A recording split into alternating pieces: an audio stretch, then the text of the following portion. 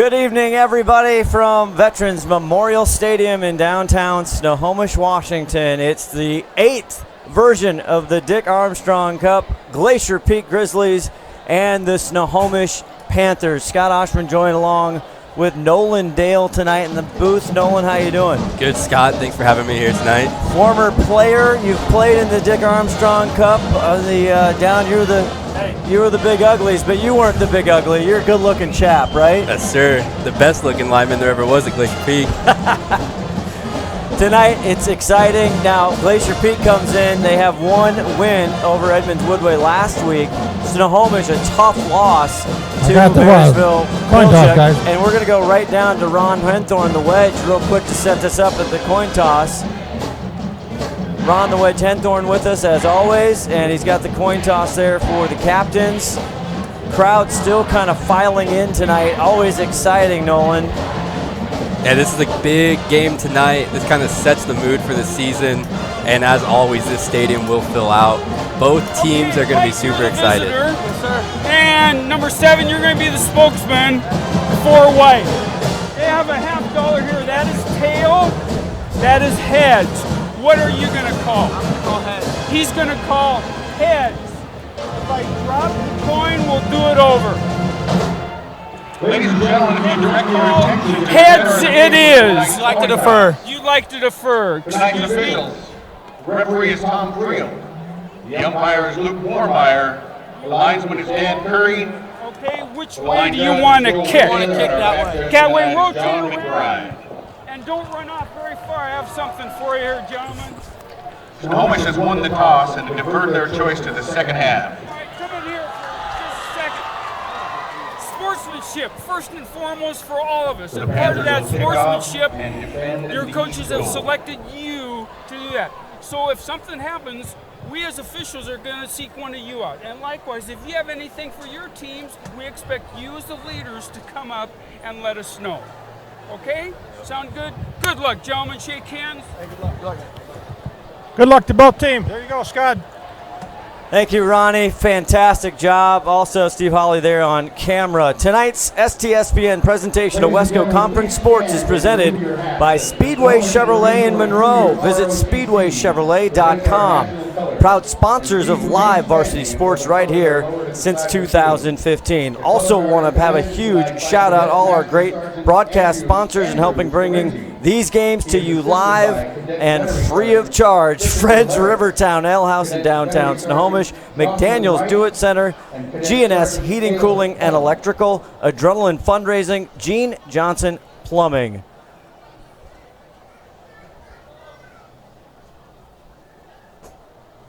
Color guard coming out here at Veterans.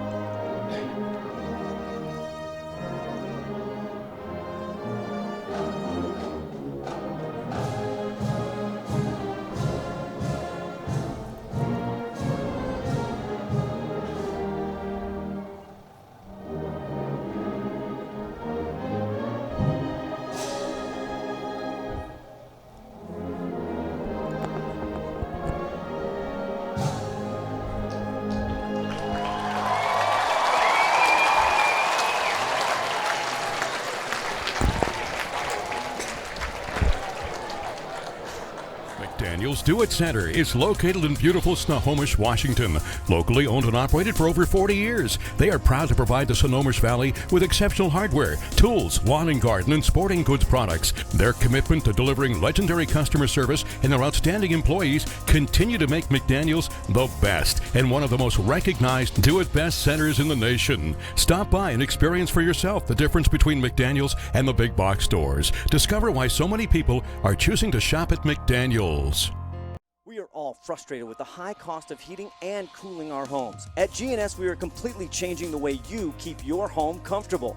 Our Mitsubishi electric cooling and heating system allows you to control the temperature in each room separately, all of which can be controlled from your smartphone or tablet. And because we are the mini split experts here in Washington, we can design a perfect system for you, one that will save you a lot of money on your utility bill. Call G&S Heating, Cooling, and Electrical today or visit us at gsheating.com.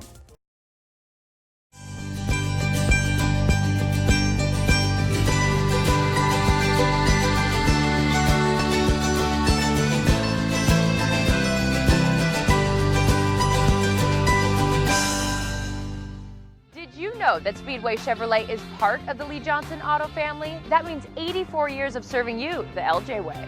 Need a truck? We have the perfect truck to fit your needs. Half tons, 1 ton, 2-wheel drives, and 4-wheel drives. Our finance specialists are here to help you, whether you have good credit or bad credit. We're just off Highway 522 at West Main Street in Monroe. Lee Johnson Auto Family, the LJ way. Back here live from Veterans Memorial Stadium on the campus of Snohomish High School. The Panthers in the away whites, as you see across the field. And Glacier Peak Grizzly here in the home blues. They'll be on the near side. Nolan Dale, big news actually just the Monday before the first game of the season for Glacier Peak, that head coach Nick Bender is going to kind of step aside, be the offensive coordinator, and Shane Keck now, who was the defensive coordinator, now the head coach. Yeah, this is big news for Glacier Peak. A changing of the guard kind of going into your next big game can really affect the team. So we'll have to see how they come out tonight. Hopefully Coach Bender is feeling better and can maybe resume his role some way throughout the season. Shane Keck, no stranger being a head coach, was the head coach at Cascade for a few years before coming over. And Nick Bender, just some back issues we're told, and still very involved, still running the offense, calling the plays. Yeah, very involved. I don't think he ever would want to leave this team behind. And taking over at quarterback for Glacier Peak, Tayson Lang had a very nice debut, the junior. 14 for 23, 178 yards through the air, 3 touchdowns, ran for 1. And talking about quarterback, as we're getting ready for kickoff here, Snohomish, we don't know who's going to be quarterback. We think it's going to be Straley from last week, but we don't know. It could be number 5, who's now eligible to play, Grady Kench. That's the big question mark tonight. We'll see if Snohomish comes out with a different weapon to maybe change it up on Glacier Peak. Kicking it off is Cale Hammer for Snohomish, and back for Glacier Peak. We'll see as the kick, we're underway for the 8th annual Dick Armstrong. It's taken by the up man, close to the 35, 36-yard line. Snohomish just gives it a little punt there, probably afraid of a long return, so they're playing it safe, giving a little squib kick. Preston Weaver, the player taking number 30 in blue. So Snohomish wins the toss. They defer wisely. I caught up with head coach, second-year head coach Joey Hammer before the game and tried to get out of him what's going on. Now, I thought he said that Straley's going to start, but I don't know. I don't know if he was just kind of vague. Maybe pulling a wool over everybody's eyes, waiting for a surprise tonight. 11:57, glad you're with us. Glacier Peak starting here at the 37-yard line. They hand it off behind. That's 28, one of the captains, Dalen Owen. And they go right up the gut. You remember that. Oh, yeah, always. And it looks like Glacier Peak, after their poor running attempts last week, is going to come out and try and establish the run.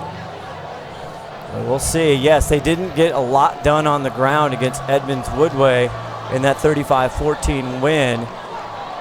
No yard, they'll give them a couple yards, so it looks like it's 2nd and 8. from their own 39-yard line. Lang, the quarterback.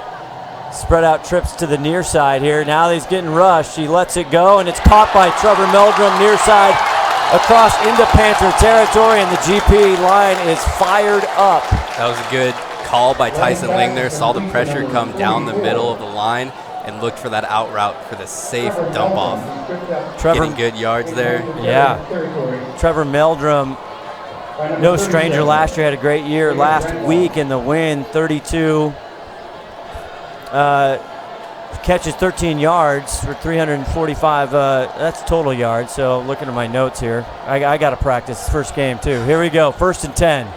Dump it back over to Owen. Owen not there, and a great job by the Panther defense. Yeah, the Panther defense not tricked there. They saw that quick route come out. That's a very Glacier Peak play there, doing a nice out route. Ulrich, Braden Ulrich, 40 in white. He was on it all the way. All the way, yep.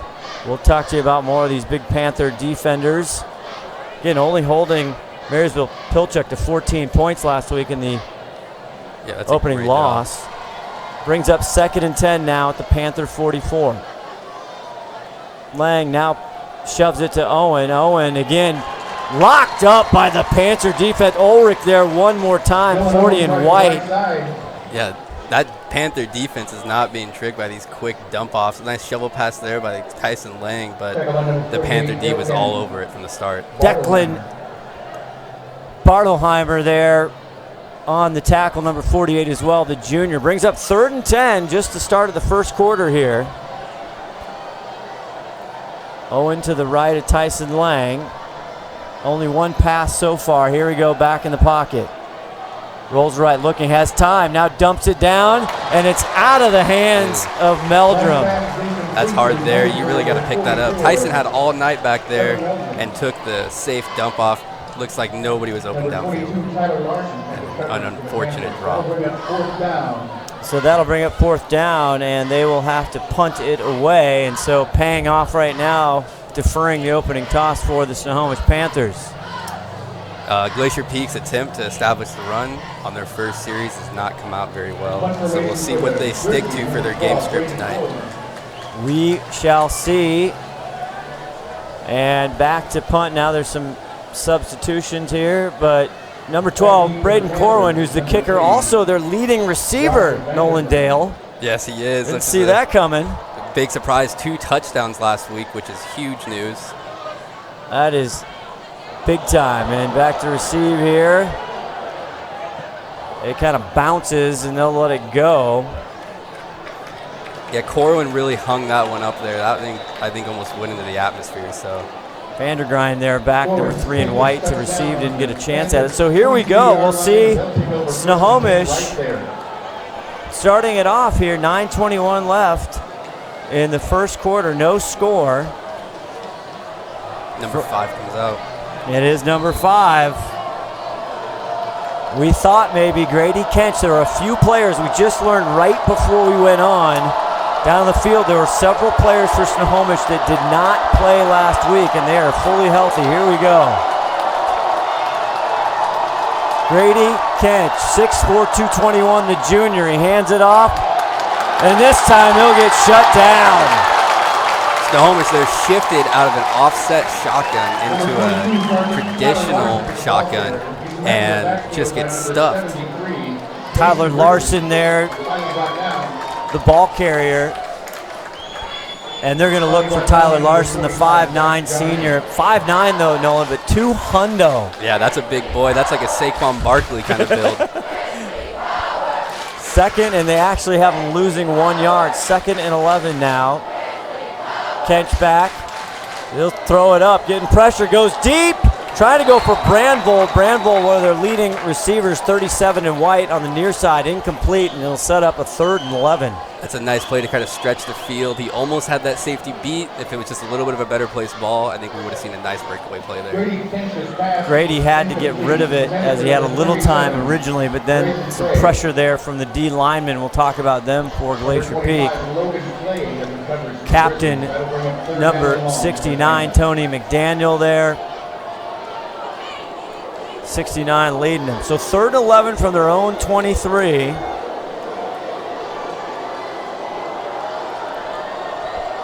Kench's first start. Larson, and he is wrapped up. Glacier Peak brings the pressure right up the middle with their weak side middle linebacker, and that is a nice blitz on a nice call there. 45, Jack Johnson. No, not that Jack Johnson. 5'10", 185 senior. You know Jack Johnson, the singer I'm talking about. Yeah, of course. Yeah, he's out there right now playing middle linebacker. So that they're going to give him 4th and 10 yards to go here, 8-12. So both offenses opening series. Struggling a little bit. What are you going to say to him, huh, on the sideline? It looks like both defenses have come out pretty strong, ready to play, and they're not afraid to bring the pressure tonight. There's a punt there. Cale Hammer, and back to receive it is number 85 on the left side. Strips one tackler and almost gets to the 40. And there's a flag down. That's Matt Torgeson, 85 there, the ball carrier for GP. Let's see what the refs have to say pretty quick here, but He's tackled by number 30. yeah, I think both teams here are going to have to find their groove on offense, or else we're going to be sitting here with some goose eggs. Going to be a tough, not a lot of points. The tackle there for Snohomish, Solstice Moreno. What a great name. Glad you're with us. STSPN, Friday Night Lights. Scott Ohsman, Nolan Dale. We got the 5-tool player, executive producer, Todd Elvig spinning the dials. Scott Dyer, the statistician. And we'll go down. Let's head down after this play. Let's maybe go down. We'll see if we can get Ron the Wedge Henthorn. See what's going on down there, Ronnie. Hey, thanks, guys. It's pretty quiet down here right now, but GP made a great stop down there. And little penalty, a little extra activity penalty there on that one for roughing on that tackle. But pretty good attitude down here on the GP side tonight. And I think they're looking forward to getting a touchdown on this possession. So let's see if they can do it. Back to you. I think that's going to be a big one tonight, is maintaining your cool after the play. This is a very emotional game for both teams. So the personal foul there going to push GP back to their own 43-yard line with 7:46. Tyson Lang there. Meldrum in motion. They swing it out to Meldrum on the far side. Meldrum stood up after a gain of 4 or 5 yards, and you can tell these kids are sticking tonight. Yeah, just a quick screen out to the left, and he goes for 5 yards. It's exactly what Glacier Peak's looking for there. That's a nice, if you can get 5 yards every play, you're in the end zone before you know it. Rambold there on the tackle for Snohomish, the two-way starter. And 2nd and 5 here now from the 48. Lang back to pass, finds Meldrum once again, crosses the 50. Finds a little daylight, and he gets a first down in the first one of the game here for both sides. Another nice route by Glacier Peak. Quick out, comes back around, beating the defense one-on-one. Good for Glacier Peak's first down. 7:03 left to go in the first quarter. Glacier Peak stalled out. If you're just joining us on downs, had to punt it. Same thing with Snohomish. They've got one series as well. Tyson Lang, it's time, kind of the draw to Owen. Yeah, it looks like Glacier Peak's trying to run like a zone spread here with 2 poles, and they're not able to find all their men on those poles, leaving the running back completely open. The poles, what's the poles? Polling guards. Oh, the polling. Yeah. All right, okay. Sorry. No, my bad. 6:22 left to go. 2nd and 9 from the Panther 42-yard line. Tyson Lang, the quarterback, back. Now he's got time. A lot of time. Now he finally rushes, and he has to get rid of it to nowhere as what's going on? Tyson held on to that for a long time back. They're really working that offensive line, so credit to that offensive line for holding as long as they did. Looks like Tyson was trying to make a play there by directing. Braden Ulrich, number 40, their big stud defender. He was kind of a delay blitz there. Yeah, he read that perfectly and came up when he needed to, knowing that Tyson was going to run out of targets. And that is a penalty against the Panthers, and so that'll push them back. Sorry, penalties. We were talking to head coach Shane Keck before the game, and the Edmonds Woodway, one of the things they're trying to clean up is they had a lot of penalties. Yeah, penalties will lose you games. You don't know anything about penalties, right? Nothing about You were it. never called on anything, were you? I was Nolan? the cleanest player there ever was. No, but I did play with Nick Hensley, who was infamous for a lot of penalties. Now working with the offensive line on the Glacier Peak sideline. Another just massive penalty there for Snohomish. 15-yard penalties will keep your drive alive. And Nick Hensley sounded very excited for his offensive line tonight. He really did. Great to see Nick Hensley down there, played in Montana. So now that puts him 1st and 10, a huge penalty at the Snohomish 27-yard line. Meldrum in motion, and there's whistles before the snap. As the far side line judge. Ronnie, did you see what happened down there maybe? I did not see something. He must have been lined up offsides is all I can tell from back here.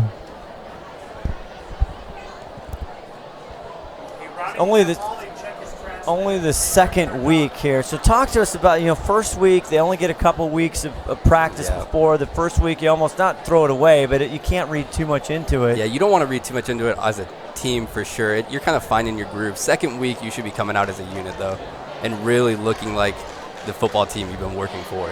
And Nolan, is it true from your experience, is there pretty much holding on every single play? Every single play. You're not doing your job if you're not holding.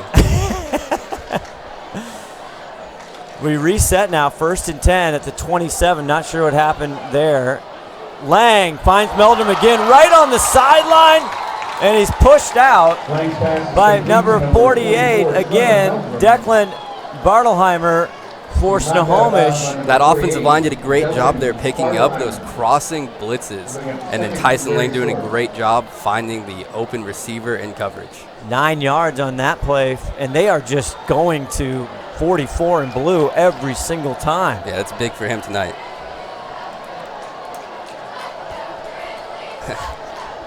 Second and 1 yard to go here, just inside the red zone. Lang, tons of time, and he finds an open receiver, and it's the kicker, but their leading receiver, his first reception tonight, Braden Corwin. Lang with all day in the backfield, and Corwin sits down in the middle of the field, and Lang makes the connection. He is having all kinds of time. So Snohomish choosing, that's going to be a GP, I believe, first down, yes. Yep. Not quite. Not first and goal yet. It is 1st and goal here from the 10, it looks like. Yes, sir. We'll talk about what the defense is doing for Snohomish. Meldrum on the far side has a chance, slips down. Yeah, Snohomish is in a very good defense to block that screen. They set up more guys than are blockable. That one receiver comes out, gets the screen pass, 2 receivers to block, 1 man to beat. We'll see what's going on here. And you see number 8 in the white jersey for Snohomish, Ryan Cote, the 5'10 senior. There's a flag on the play. We'll check that out. Want to give a huge, speaking of penalties and flags, massive shout out to our friend Timothy B. Boyle over there in Pullman. Nobody likes flags and penalties more than Tim Boyle, Nolan. The Swami. Yeah, well, flags and penalties are nobody's favorite. They kill your drive. They pause the game. You lose your flow. Not good. Tom Friel. So what are we going to do here? What was that? Glacier Peak moves back. Okay, now they're back on their 17. So 1st and goal now from the 17-yard line. Tyson Lang, far side. It's in and out of the hands, and that's Matt Torgerson, 85. Another bubble screen ran by Glacier Peak. That is a go-to for Glacier Peak. Oh my goodness, for years. For years. Since Shades of Roy Rosenbach. That's Roy Rosenbach still coming through in this Glacier Peak offense. But with a drop pass, it's going nowhere. Union, they won the state title last year. Happy for Roe. Really good game. So now 2nd and goal from the 17 for GP here, and there's another whistle as the white hat, Tom Friel. Something's going on. That's 22, Larson have to substitute and go off the field. What, an equipment issue, you think? Maybe bleeding, equipment issue. Who knows? Mandatory offs.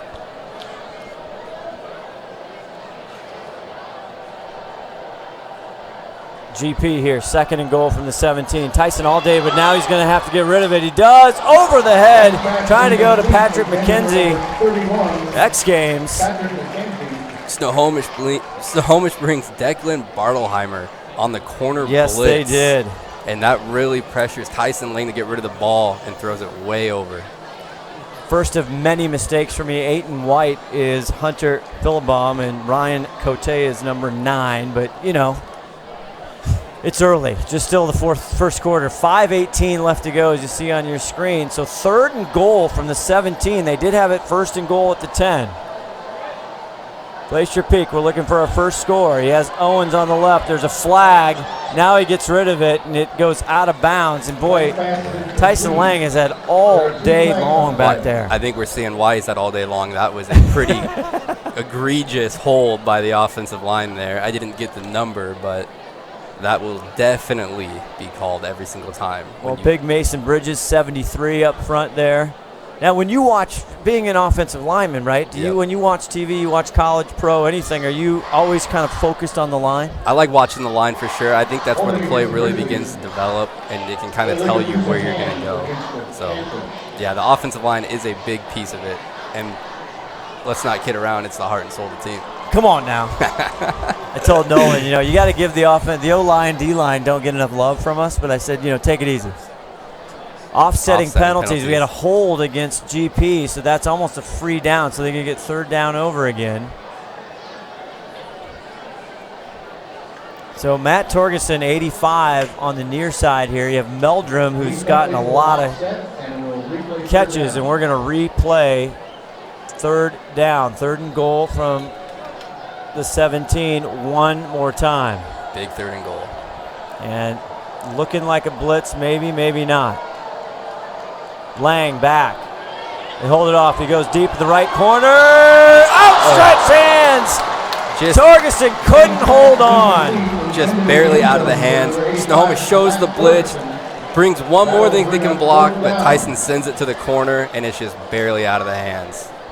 Ronnie would not be happy with that one. Who wouldn't? Ronnie. Ron Henthorn, the wedge, of course.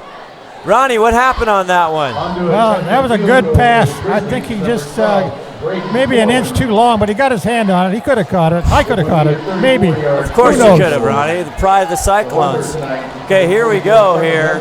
27-yard attempt here for Braden Corwin. Meldrum the hold. The kick is up, and it is good. No good. No good. 27-yarder, no good. So we remain scoreless. Scoring here, some big games. Monroe over Woodinville right now. Monroe 7, Woodinville nothing. 9:04 in the first quarter. How surprising or not surprising, Monroe with a big win over Eastlake last week? Not surprising. Monroe has definitely developed itself into a powerhouse, and it's been nice to watch that program really grow. And also the Vikings, they're just picked to just run over 4A. They are playing Lincoln. They're up so far 7-6, 5:45 left in the first quarter. So we'll try and watch those scores as well. Meanwhile, Snohomish is going to take over. Hand it off. Left side, not much, just across the 20-yard line. Glacier Peak puts 4 hands in the dirt in that play, which is uncharacteristic, and Snohomish goes to a usual 33 dive, and we're looking at no gain. Vandergrind, the ball carrier there. Joshua, the 5'9" sophomore. Their leading running back usually gets a lot of the touches there is Tyler Larson. For Snohomish, still no score, 4:24, kind of feeling each other out like a heavyweight match here. This is a complete pass. They do their own version of the bubble screen, and it's complete to Caden Keithley. Yep. And they'll pick up a few. Snap it and get rid of it, and that's what Snohomish does here. Man on man, get a couple yards out of that. Grady Kench, the quarterback for Snohomish, right there for Glacier Peak, 22. Got some good time playing last year. Tristan Hawk, the senior, 22 in blue, shutting that down. 3rd and 5 now. As the crowd trying to get into it, 3:39 left. Kench, now he's going to go deep right side. And Michael Williams was the intended, 27 in white. He played huge last year, and especially in the Dick Armstrong. This is his first game. Had to sit out last week, and that's incomplete. And we'll have another punt, but good to see Michael Williams back on the field. Glacier Peak is having no problem bringing that pressure tonight and really forcing them to get rid of the ball. Snohomish is doing a good job trying to extend that field, but he's not getting the time that he needs back there to complete those kind of passes because he has to beat that safety deep before the quarterback can get rid of that ball. 6 plays and 5 yards. That's it. And a big bowl of dust, or you know? Yeah, that's tough. Hammering it there, and it's taken at the 45. And big number 85 again, Matt Torgerson, the 6-foot junior, taking it. And GP will have very good field position here. Torgerson could have taken that one a little bit deeper, one man to beat with blockers in front. Good stop by Snohomish there. Still in the first quarter. We're seeing a lot of good defense tonight. And that's typical sometimes, right, in the beginning of the season? Yeah, you're going to see a lot of first half, especially in the beginning of the season. The offenses are going to be a little slow to get going. So this time now starting on the Snohomish 41-yard line. They have just been going back and forth. Tyson Lang, the junior, number 7, getting the start, waiting for Dylan Owens, and almost there just the spacing was off. And I'll tell you, for Snohomish, 33 Owen Keisner, he was like seeing pick 6 right there. That would have looked good. Yeah, he came running upfield, very good read, definitely did his film sessions. Glacier Peak's having a hard time moving the ball upfield. They're really looking for those safe dump-offs. 2nd and 10. Not a lot of big chunk plays for either team so far. No, not yet. Glacier Peak, 15 plays for 52 yards. Talks to Braden Corwin on the far side receiver there. Lang looking to go near side. At this time it's caught at the 30 down to the 25, and probably strung out. And a huge catch there from Preston Weaver. That route's really been working for Glacier Peak tonight. Snohomish seems to be ignoring the flats a little bit. So if it works, keep going to it. Nothing wrong with that. James Williamson on the tackle, 26 for Snohomish right there as well. But a big first down. And Preston Weaver, a big part of the offense last year as well for GP. Under 3 to go. This time they hand it off now to Owens. Right side, he will get 1 or 2. That was a quick misdirection handoff by Tyson Lang. They're very nice timing done by the quarterback. The offensive line cannot beat a cross face, so defense makes that stop. Nice job stringing it out. Yeah. No score here, 2:29 left to go. Scott Ohsman, Nolan Dale will head down around the WEDGE Henthorn here. Get his thoughts as he is on the field seeing what's going on. But 2nd and 8, ball on the 19. Owens again up the gut. And there's not a lot of places to go. Strong defense there, led by number 55 for Snohomish. That's big Xavier Johnson, 6 foot, 234. Even with it's hard to run that zone stretch against a stacked box like that. You're going to kind of run into one man to beat every single time. And if he meets him at the line, that's almost a guaranteed stop. Nick Bender, the offensive coordinator, and calling the plays. 3rd and 7 now from the Snohomish 18-yard line. Snaps clean, gets it over to McKenzie. And Patrick McKenzie thought he had a nice little stretch there, but Jacob Bramble with a great open field tackle. Another great read by that Snohomish defense, and Preston Weaver misses one block, and that's the end of that play. Another bubble screen from Glacier Peak. So 4th down and 5. Now the ball in the 16. Braden Corwin missed a 27-yard attempt. Now it would be a 26, or excuse me, it'd be, well, they're going to go for it. 4th and 5, big play right here. Early in the ball game. And they're going to probably think about it. Snohomish shows that blitz package And that's going to be a timeout. Glacier Peak, their first. We will take one as well. You're watching Friday Night Lights on STSPN. Every year, thousands of groups depend on Adrenaline Fundraising to help reach their financial goals. Adrenaline Fundraising is about developing leaders through commitment, work ethic, and follow-through. Adrenaline has several products including gold cards, coupon books, cookie dough, donation programs, and many other options to help teams raise the funds needed for their programs. Adrenaline's new app called UpPay will help teams raise money while providing their supporters the ability to earn cash back on everyday purchases at places like Starbucks, Nike, Red Robin, and over 200 plus national retailers. Adrenaline Fundraising is this season's sponsor of the STSPN's Play of the Game Award.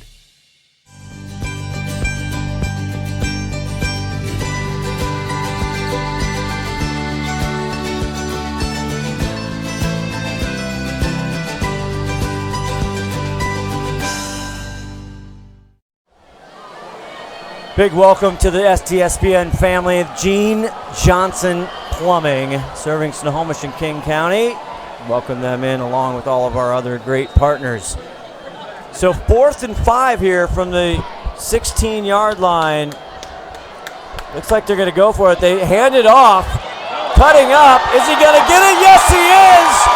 A big first down, and they give it off to Ryan Black. A nice change of pace call by Glacier Peak. They're going with a fly sweep. He beats the edge there, cuts back inside, and gets the yards he needs. Now we're looking at a first and goal. And the big move there on Declan Barnheimer, 48 and white, he cut up. That was the big play by Black, and the younger brother of one of the best linebackers in GP, Ian Black. So first and goal now from the 5, big one. They hand it out to Black again. He's charging in. He's in. Touchdown, Grizzlies. Same style play there. Ian Black just cuts it up even sooner and takes it all the way to the hole.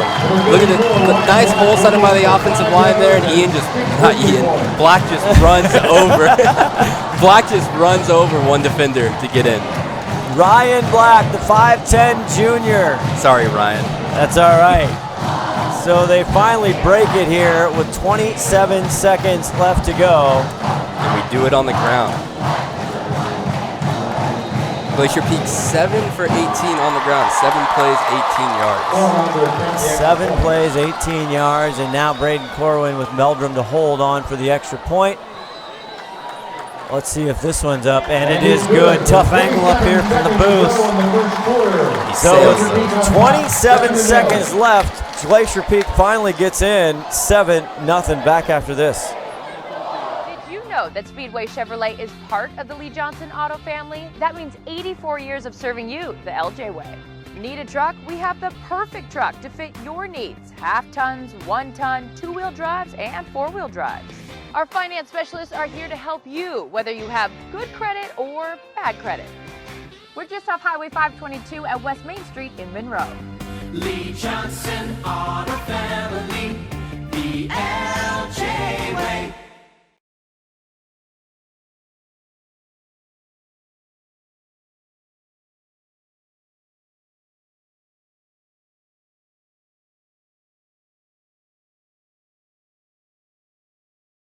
Number 3, Joshua Vanderbrand is back deep. Back here, Scott Ohsman, Nolan Dale in the booth, STSPN, live from Veterans Memorial Stadium on the campus of Snohomish. The Dick Armstrong Cup. Boy, Dick Armstrong, he knew how to do it. 5 yards in a cloud of dust. Yeah, he definitely played old school smash mouth football, and Snohomish lived by that motto forever.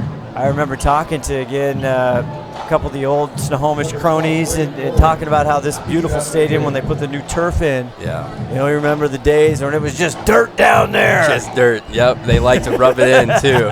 Because back in the day, they were men, and we are now just boys. Exactly, and they had a long, long run. And Snohomish, under the direction of second-year head coach Joey Hammer, they lose this game last year, and a great matchup. Actually went down to the wire.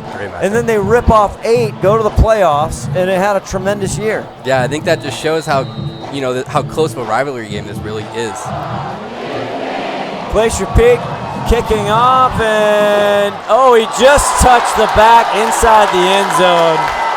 And it'll be a touchback. Tough break there. That's unfortunate. That puts them on their own 1-yard line. And slipping like that, that's not going to feel good. You're going to feel kind of bad about that play. number 11, Caden Gaffney, and he'll be all right. His teammates selling. That's okay, man. It's okay, buddy. We'll see if Snohomish can escape their own goal line. That is brutal. What a tough place to start at the 1 yard line. And My goodness. Snohomish is 3 for 1 on the ground, 3 plays, 1 yard. And I don't know if you want to pass in your own end zone. Big news tonight again, the quarterback change. Number 5 in white getting his first start. He's going to go back and pass, just what you said, looking for Williams.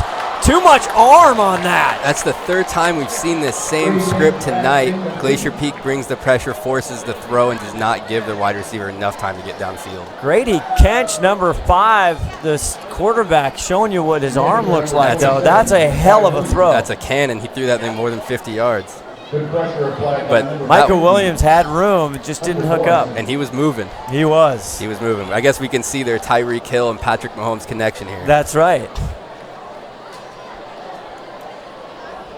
Grady Kench, 6'4", 221 listed right now, the junior.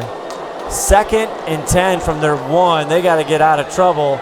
They give it up the gut, and a nice last-second move there by number 3, Joshua Vandergrind. Those fly sweep style dives are really working for both offenses. They gain a nice 4 yards off that, and the offensive line definitely opens a nice hole. Getting to the second level, number 71. You got to show that O-line some love. And that's the end of the first quarter with our score. And that'll end the first quarter. 3rd and 5 for the Panthers. Can they get the first down? We'll see you right after this. You're watching Friday Night Lights on STSPN. Rivertown Ale House was established in July of 1994 and is located at 1114 First Street in historic downtown Snohomish. Each time you visit the ale house, you may expect to find new beers and new food choices. Fred's Rivertown Ale House is well known throughout the beer community. Oftentimes, we are the first choice for breweries to introduce new beers, limited or specialty beers, and beers you just won't find anyplace else. At Fred's, we like to say that once we get you through the front door, our friendly service, relaxed family atmosphere, and our quality food and beverages will keep you coming back. We are all frustrated with the high cost of heating and cooling our homes. At GNS, we are completely changing the way you keep your home comfortable. Because we are Snohomish County's premier Lennox dealer, we can design a perfect system for you, one that will save you a lot of money on your utility bill. The Lennox Home Comfort System creates the ideal home environment. Enjoy innovation in every season with precise, quietly efficient Lennox heat pumps that keep your life simply perfect. Call GNS Heating, Cooling, and Electric today or visit us at gsheating.com.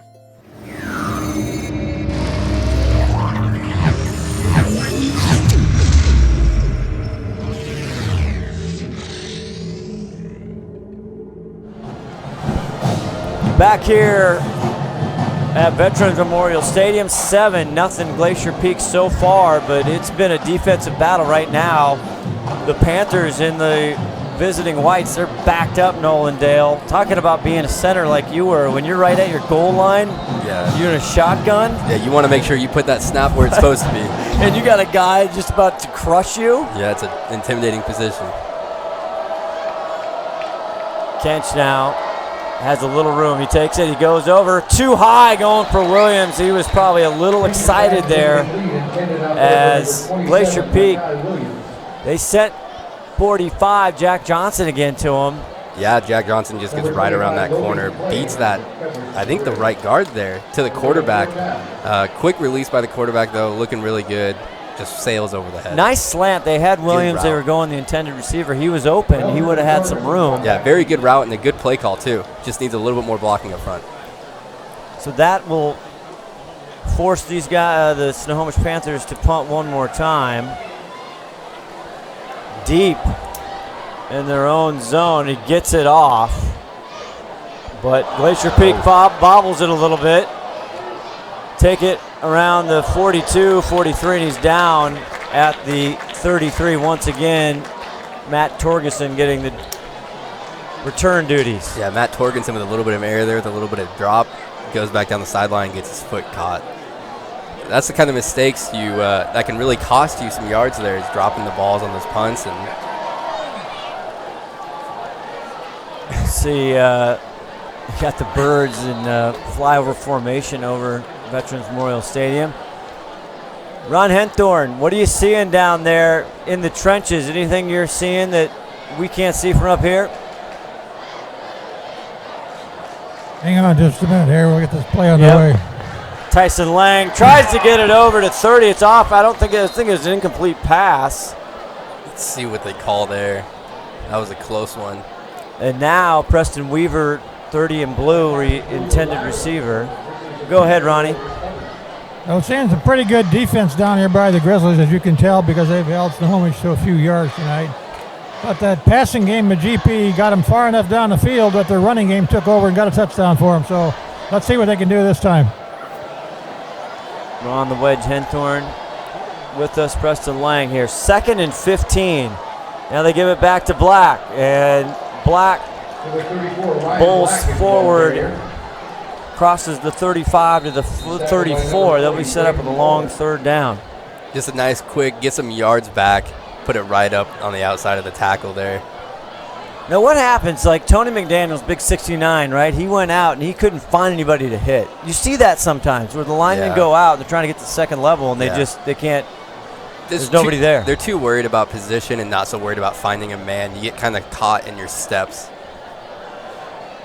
3rd and 11 here. But great field position once again on the Snohomish 34-yard line. Tyson Lang, quarterback, plenty of time. Finds a receiver. It's caught, and it goes down quickly. Is McKenzie, and that'll be well short of a Glacier Peak 1st down. Tyson Lang with a lot of time back there again, but his offensive line gets bowled over in front of him, so he lets it go into traffic with a nice connection. So now decision time, 4th and 8, 10:21 left here in the 2nd quarter. Up 7-0. What do you think? Paid off last time they went for it. Might as well do it again. Be a little aggressive here. Now, Ro Rosenbaugh, he's the Riverboat Gambler here. Now getting pressure. Lang. He's going to keep it, run out of bounds. He'll be well short, though, and there's a flag. That'll be coming back for holding. Number 69, Tony McDaniel. That is a captain. Yes. So he Senior. came right up the middle. Tyson tucked that ball and ran with it. Good pressure there from Snohomish. Great pressure. We've been seeing great pressure all night from both defenses, and it's really making them get rid of the ball quick. Really have. Yeah, I'm surprised we haven't been seeing more crossing routes, more out routes, drags, just getting the ball out of the pocket. I'm surprised we also haven't been seeing a lot more ground game, letting your linemen go out there and get to those linebackers, make sure they don't want to come to the line of scrimmage anymore. So what are you seeing again for Snohomish now? What do you think the adjustments? They've actually, if Kench could hook up again. This is his first game. Grady Kench getting the start. Yeah. Last week, Straley playing well. He's just missing receivers. They're open. Yeah, it seems like the only issue Kench is really having is the pressure getting to him. Once again, I think we'll see a big connection here sooner or later because they've gone for it 3 times now. Starting in their own 28, Kench. He keeps it. Gets around one man. Oh, and smashed down. Oh, my.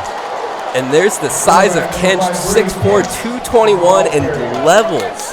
Logan Clay on the receiving end. Oh, my goodness, that's hard to see. Kench keeps that one, bootlegs to the right, and just delivers a hit that a middle linebacker should be delivering. I think there's a little bit of a role reversal there. My goodness, 25. Logan Clay got in his way. Yes, he did. Oh, my, what a collision. 6'4", 221. 2nd and 6, 32-yard line. Kench. This time he'll hand it off. Right side keeps moving the pile. Great job, Vandergrind.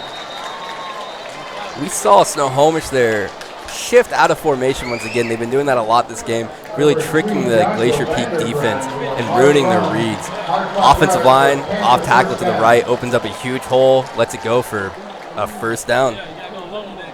Big 1st down for Snohomish. They have that just nearly tripled their yardage on the ground. Yes. What's Scott Astishin there running the numbers for us? We're 6 for 16 on the ground now for Snohomish. Well, if I'm Snohomish, just give Kench the ball and let him run over some people. Yeah, he might just jump over them. 1st and 10 from the 40. He fakes it and does exactly what we're talking about, and they try, and it takes 3 Grizzlies to take the big fella down, and he got a good 4 yards. Yeah, I guess the Patrick Mahomes connection was a little wrong. He might be more of a Cam Newton.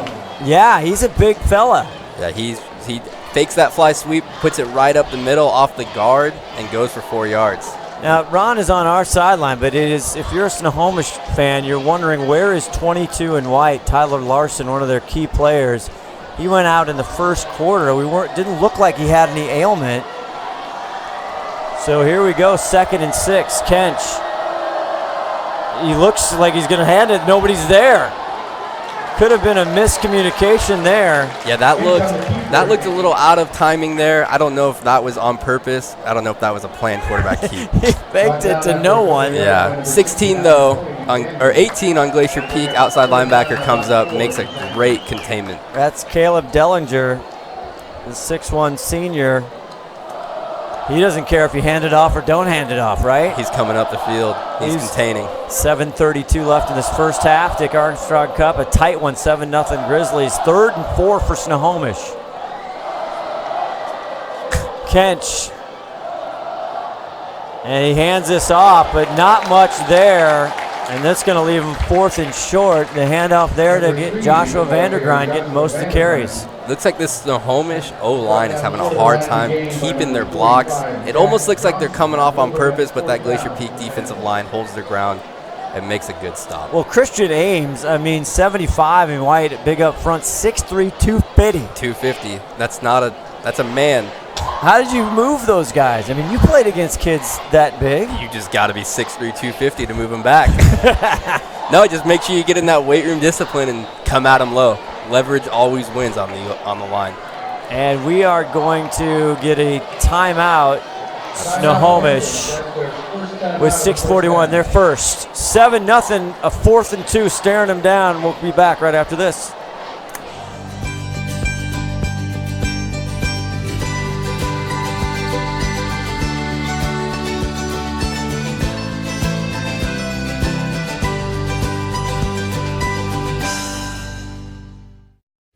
Every year, thousands of groups depend on Adrenaline Fundraising to help reach their financial goals. Adrenaline Fundraising is about developing leaders through commitment, work ethic, and follow-through. Adrenaline has several products including gold cards, coupon books, cookie dough, donation programs, and many other options to help teams raise the funds needed for their programs. Adrenaline's new app called UpPay will help teams raise money while providing their supporters the ability to earn cash back on everyday purchases at places like Starbucks, Nike, Red Robin, and over 200 plus national retailers. Adrenaline Fundraising is this season's sponsor of the STSPN's Play of the Game Award.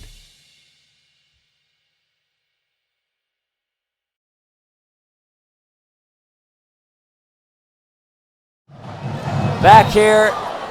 Good to be back. Our first time here on the 2019 season. Scott Ohsman, Nolan Dale, Ron Henthorn with you. Big 4th and 2. Kench, the big quarterback. First time playing. Fakes it, now he gets it, and that's Larson, and he's not going to get there. What pursuit by Glacier Peak. Oh, my. Glacier Peak not tricked at all, brings the whole house. 4 hands in the dirt, 2 linebackers up the middle. Snohomish even has 2 fullbacks on that play, and it's still a stuff. Great defense. 50, Hunter Morrison leading the way, the 6'1 junior. 6'1. Haven't called his name too much. Great job there, and so they'll turn it over once again on downs. And we're looking at a very defensive night once again, and we're seeing a lot of attempts on 4th down. Yes, statistically, right? Isn't there? There's the teams in Texas. It's famous teams like they never punt ever. Yeah, it's statistically supposed to work better. So they get it back on the Panther side. Tyson Lang hands it off. This time Dylan Owens gets it, spins out of a couple tackles, and maybe they'll give him 1 or 2. Yeah, that's just a quick stretch to the left. Hits that edge. Good for 3 yards. This ground game has not come easy tonight. Both defenses really putting up a wall. So you talked about something, offensively for Snohomish on those runs. They were coming off a little too quick or not quick enough. They're releasing their blocks, releasing their double teams a little bit too early. 2nd and 8 here for Glacier Peak, up 7-0. The fake, no, the handoff. 85, around the corner, and Torgerson getting a ton of carries and touches, and kind of sneaky pickup of 4 or 5 there. Yeah, that fly sweep has really been working for both teams tonight. I think we're going to be seeing a lot more of that. You can also run a lot of inside plays off of that. Just keep keep moving them across the line. 5-yard pickup there leaves him 3rd and 3. 5:31 left to go in this first half. 7-0 Glacier Peak so far. Torgerson in motion one. They fake it to him. Now they give it to Owens. Great play there by the Panthers. My goodness. 54 in white just came crashing through. What a great job there. And I don't have a 54. Yeah, 54 is missing, but whoever he is, he just stuffed that play. He came right up the middle and said, no thank you, no more. Oh my, we got to find out who 54. He might have left his jersey in the dryer and they had to get one.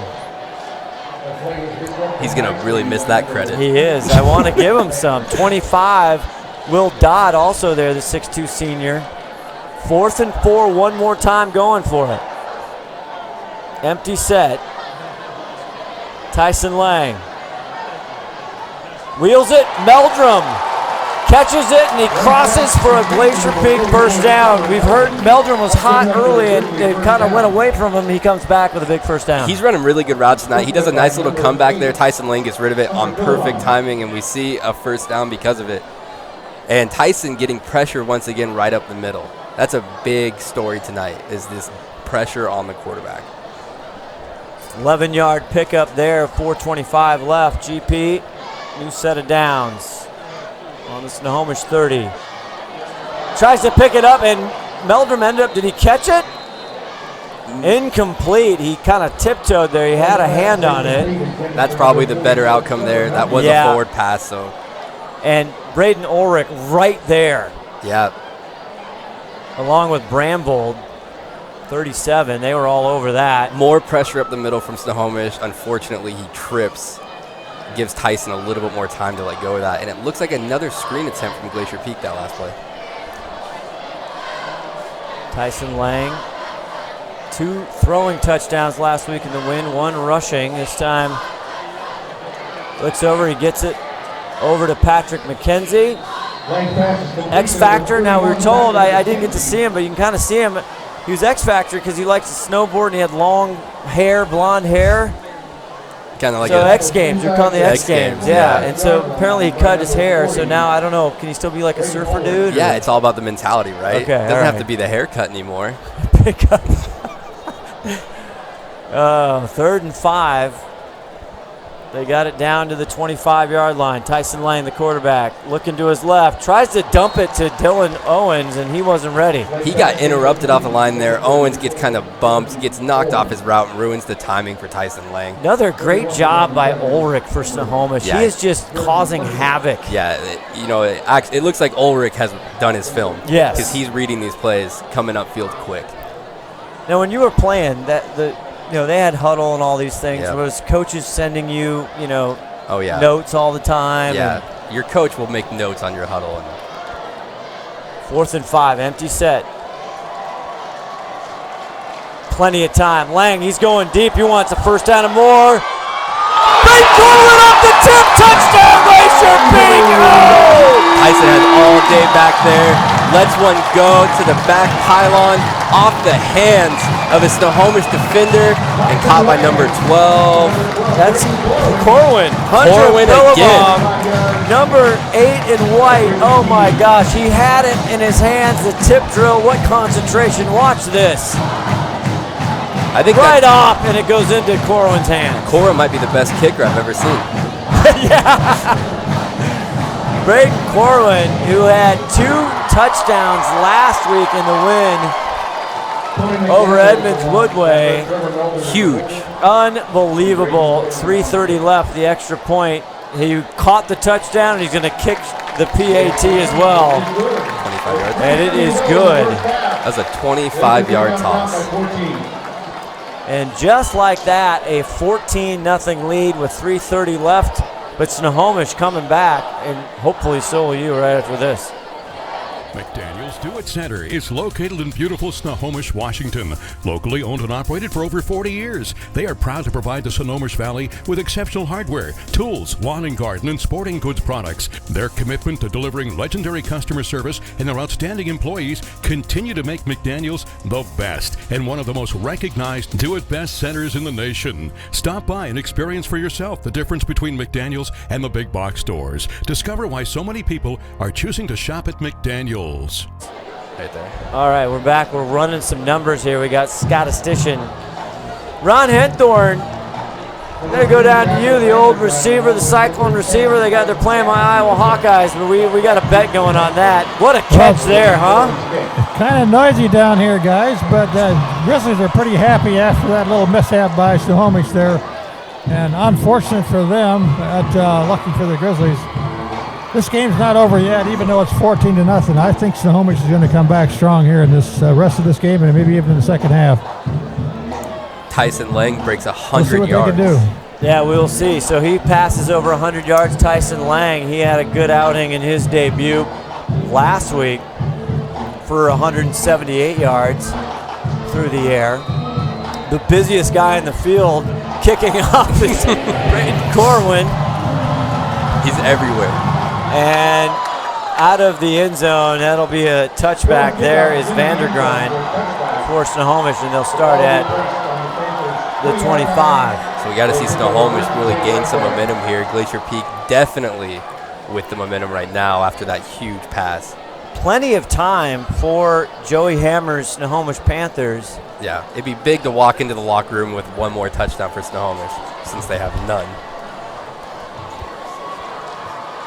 I'm sorry, they're going to start at the 20. Yeah. My apologies. They'll start at the 20, not the 25. Snohomish's offense has been held to 26 yards. Oh, my goodness. And they've had opportunities. Again, Kench getting his first start here, the quarterback. And has he still run for more than he's thrown? Yes, sir. He's ran for 22 yards, passed for 4. He's back to pass now. He wants to go deep one more time, trying to hook up with Williams. This time they do! No, they don't! I thought he had it! That would have been a huge connection for Snohomish. We're seeing this for the 4th time today. Kench back, releases the cannon, and we've got a nice clean catch, but he just puts it right through his hand. He was right there. He beat both defenders. Ronnie's down on the sideline saying do 25 push-ups for that drop. Ron Henthorn wouldn't have dropped that, and it's open, so they see it there, and Kench has a arm. He's run for 10 yards. Oh, so Kench has run for 10 yards and passed for 4 this game. The whole team has gone for 22. Again, that's a drop. That is like yes. The Huskies against, and he tries to go again for Micah Williams. Those guys just cannot find the rhythm. That last one was on Williams. He should have had that ball. Yeah, that one. Again, we were guarded, but you look like it's right there. This pass here, a little bit too far out on that out play, but what we do see is some bumping on the offensive line. If this game walks away, we're definitely going to see some emotions start flying. You think so? Oh, yeah. It's getting chippy down there? This is, and it will continue throughout the night. This is a very emotional game for both sides. 3rd and 10. Boy, and if Williams catches that, he's gone. Gone. Kench back to pass one more time. He's going to go deep one more time, and he's got Williams. This time, can he catch it? He does catch it! A first down and more down to the Grizzly 40. Finally connecting, but he comes up a little limp. Oh, boy. So huge throw by Kench there. 74. Travis Anderson puts pressure on Kench, and they still make the connection for the first time out of 5 tonight. Kai hurt his ankle with a hell of a catch. Unbelievable. 40-yard connection there. Kench, 4th or 5th time to try. They kept going back to him. It's not a problem of him not being open, and so it's just getting that ball where it needs to be. It's unfortunate he has to go down on their first connection. Micah Williams, he had the unbelievable catch when Snohomish thought they were done last year in the Dick Armstrong Cup. 4th quarter, he caught it from Conover, the quarterback last year, on a bomb as they're tending to him. We'll step away for a second. Hopefully Micah's going to be just fine. 3:10 left. We'll be back right after this.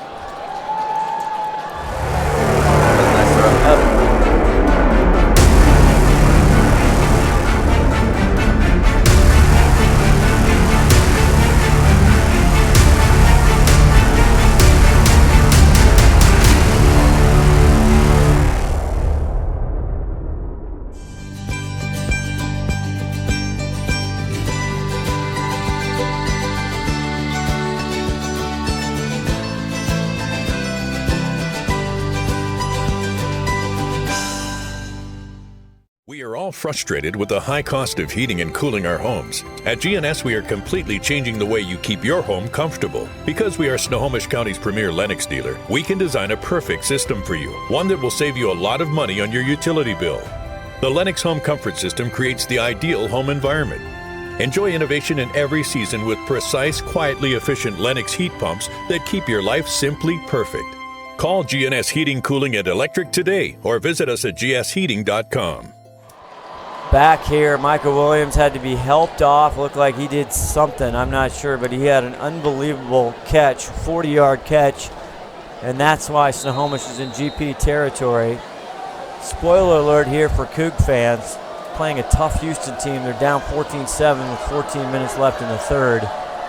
Keep an eye on that, as on the right side, Snohomish here needs to get a score to go into halftime. And Vandergrind, the ball carrier once again. So we talked to Joey Hammer before. I talked to him on the field, and he was so excited because they were healthy. Healthy up front. Healthy up front, healthy all around. Kench playing. As he unloads this one, it's caught on the near side for number 81, Blake Pesnecker. Again, Pez, the Pez they call him. The Pez. Yeah. He is a tall kid. 6'5", 165 pounds, a senior. I was standing out next to him. I mean, I'm a big man, Nolan. Yeah. You know that. Yeah. But he is a tall kid. Yeah, they've got a couple really big guys on this offense, that's for sure. I'm actually not tall at all. 2:38 left, 3rd and 4. Big third down conversion. Kench wheels back, trying to go to Pez one more time. We're looking at that same route, same play there, and we don't get a connection there. Very well defended. Number 9, I believe. 9 and Preston Weaver there, number 30 in blue, also that was on the 30. coverage. That was 30. 9, Ryan Kinney there. Yeah, staying healthy, a big concern always for football. You don't want to be losing bodies. Especially Michael Williams. What do you call here, Nolan? This is critical. 4th and 4. They got the ball on the GP 34-yard line. Empty set here. And now they get a blitz. He's got pressure. They dump it up. Vandergrind comes in. He gets the first down on 4th and 4. What a job by Joshua Vandergrind. That was a very messy screen, but it makes it work. Vandergrind makes a beautiful cut right there. He goes up the field, gets that first down. Huge play to keep this drive alive and hopefully get a touchdown. The Grinder showing some moxie. 7-yard pickup for the Grinder. Kench gets rid of it quickly. The Pez catches it on the sideline, just out of bounds at the 19-yard line, but they're getting the big fella involved. Yeah, and he jumps that route. Oh, yes. Jumps that route, barely misses. Pez makes the beautiful catch and tippy taps his way down the sideline. Preston Weaver, he wanted a pick 6 right there. GP crowd getting into it. Snohomish getting into it. 2:10 left here in the first half. Glad you're with us, Scott Ohsman, Nolan Dale. We're on the WEDGE Henthorn. 2nd and 2. Ball on the GP 19. Kench, Grinder gets a big pick. Catch trying to go over again to Pez. It looks like with Michael Williams out, Pez is their go-to guy. Yes. Almost looking like a route-running tight end out there. Great pickup by the running back on that play to give Kent some more time, and an unfortunate drop for the Pez. And he's got some height on Preston Weaver. Yep, that's why we keep seeing them run that out route so he can lean out and grab it. 6'5" versus 5'7". 3rd and 2. I think they're looking for a mismatch there. Grady Kench, 6'4", himself, empty. Looking right, fakes, now he goes corner, Pez! Drops it. Could not hang on! And he looks Pez way again. He didn't even stare off a receiver there. He stares at Pez the whole way, throws it back pylon. Very well defended. Who is that, number 15? Elijah Crosby, 15 on the coverage. Good coverage. Good coverage, gets right in the middle. 4th and 2, they got to go for it, you'd think, although they're looks like they're looking substituting. And we could see a field goal attempt by Kyle Hammer. Kyler Hammer. Another hammer. It's Kyler, excuse me, the kicker. I talked to him. He says he hit 47 in practice yesterday. This will be a 35-yarder, but there's a whistle. No flags, just a whistle. Timeout Grizzlies. And it looks like Glacier Peak got a timeout before. We will take 1-2 after these words from our great friends at Speedway Chevrolet. Did you know that Speedway Chevrolet is part of the Lee Johnson Auto family? That means 84 years of serving you the LJ way. Need a truck? We have the perfect truck to fit your needs. Half tons, 1 ton, 2-wheel drives, and 4-wheel drives. Our finance specialists are here to help you, whether you have good credit or bad credit. We're just off Highway 522 at West Main Street in Monroe. Lee Johnson Auto Family, the LJ way. We're back. And we're back. Okay, so 26. it's like Straley with the hold, and it's going to be a 36-yard attempt. Again, talking to Kyler Hammer. The hold is down. It's up. There's a whistle, and it's good. He really floated that one out there. A lot of backspin, but ends up being good.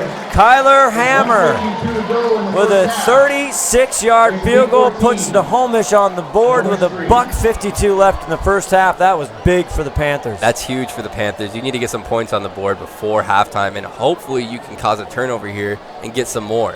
Go into this game less than a touchdown away from your opponent. 14-3 here with the 8th Dick Armstrong Cup. Telling you what is on tap here on STSPN. Hope our fall coverage is in full force here. Next Friday night, right here at Veterans Memorial Stadium. Always a doozy. It's Glacier Peak and the Jackson Timberwolves under their new coach, Mason Siddick. We saw actually their former longtime coach, Joel Vincent, doing the broadcast with Tom Lafferty on KRKO. Yeah. And those are always epic. How exciting. Snohomish was great, but come on, Jackson had a little something, didn't it? Jackson, man, the first time we played Jackson, that was huge, and we had that nice comeback too. That was there, right? That was there. We played at Everett Memorial, yeah. Two back-to-back rivalries is just crazy. The schedule is awesome. In the 4A, Snohomish in the 3A now, and that does Jackson games again. Overtime last year. Yep. Glacier Peak ends up coming out on top. Just an unbelievable football game. It's $1:52 left here, and we hope we're in store for a good one. 14-3. The first quarter was a defensive battle. Nothing was going on. So next week right here, you're going to see Glacier Peak, Jackson, but in between we have soccer, as you see the kickoff here, and it's taken by Torgerson, and he'll get up to around the 32-33 yard line, and that's where Tyson Lang and the gang will start. So GP can capitalize on this drive here. You walk away with another touchdown, and you almost feel like you're putting the game away before the half. It's a big morale boost for Glacier Peak. So we'll have to see how they come out. If they stick to the ground, they control the clock, or if they air it out and try and get another score. Ron Henthorn will try and get head coach. You pick your one. If you get Shane Keck or Joey Hammer coming into halftime, see if we can get them on their way into the locker room. 1st and 10 here for Tyson Lang. Fakes the hand up, goes over, and once again Torgerson on the right. He has some room. Corner. Torgerson just tripped up, and a TD saving tackle there by Ulrich. We're looking at that bubble screen again. He breaks outside. Good blocking from his 2 receivers, and he just breaks away. Lucky ankle pick on that dive. Again by Ulrich, who is just absolutely everywhere, but a huge gain for GP with a 1:32 left. Rolling to his left. Passes. It's complete. Is it inbounds to Braden Corwin? It is. He was inbounds. Here we go. The wedge right there. Yeah, nice bootleg out. Corwin on the comeback route. Good connection. I mean, they look like they have a really solid connection. They do early in the season here. And Snohomish, from the defense side, they have to hold them here. They cannot let Glacier Peak get another score. Yeah. We're not seeing so much pressure from that defensive line right now. That's why I was saying Snohomish 4th and 2, go for it. But they made the field goal. Lang now in trouble, has to scramble, gets it off, and it's complete to Meldrum, and he's cracked down. So there we see that defensive pressure, but Tyson Lang with a beautiful playmaker makes that connection to Meldrum, and they get up on the 1st and goal. Philibom with the tackle for Snohomish, but Glacier Peak knocking on the door at the 6-yard line. This is the last thing Snohomish wants before going into half. If anything, with 1:08 left to go, if they score quickly, maybe you have another shot. But if you're just joining us, Michael Williams, their burner for Snohomish, out on after a 40-yard completion. Here's Tyson Lang, and they get it to Braden Corwin. He gets run out of bounds close to the 3 or 4. Yep, there's that bubble screen again. Corwin and Lang, really strong connection early in the season. Now we're seeing 22 Larson for Snohomish on defense. Tyler Larson.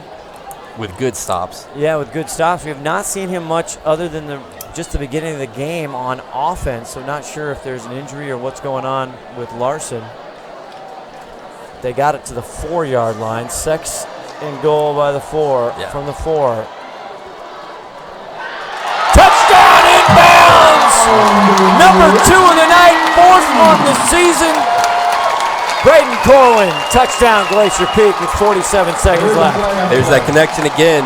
Just goes right back to that out route.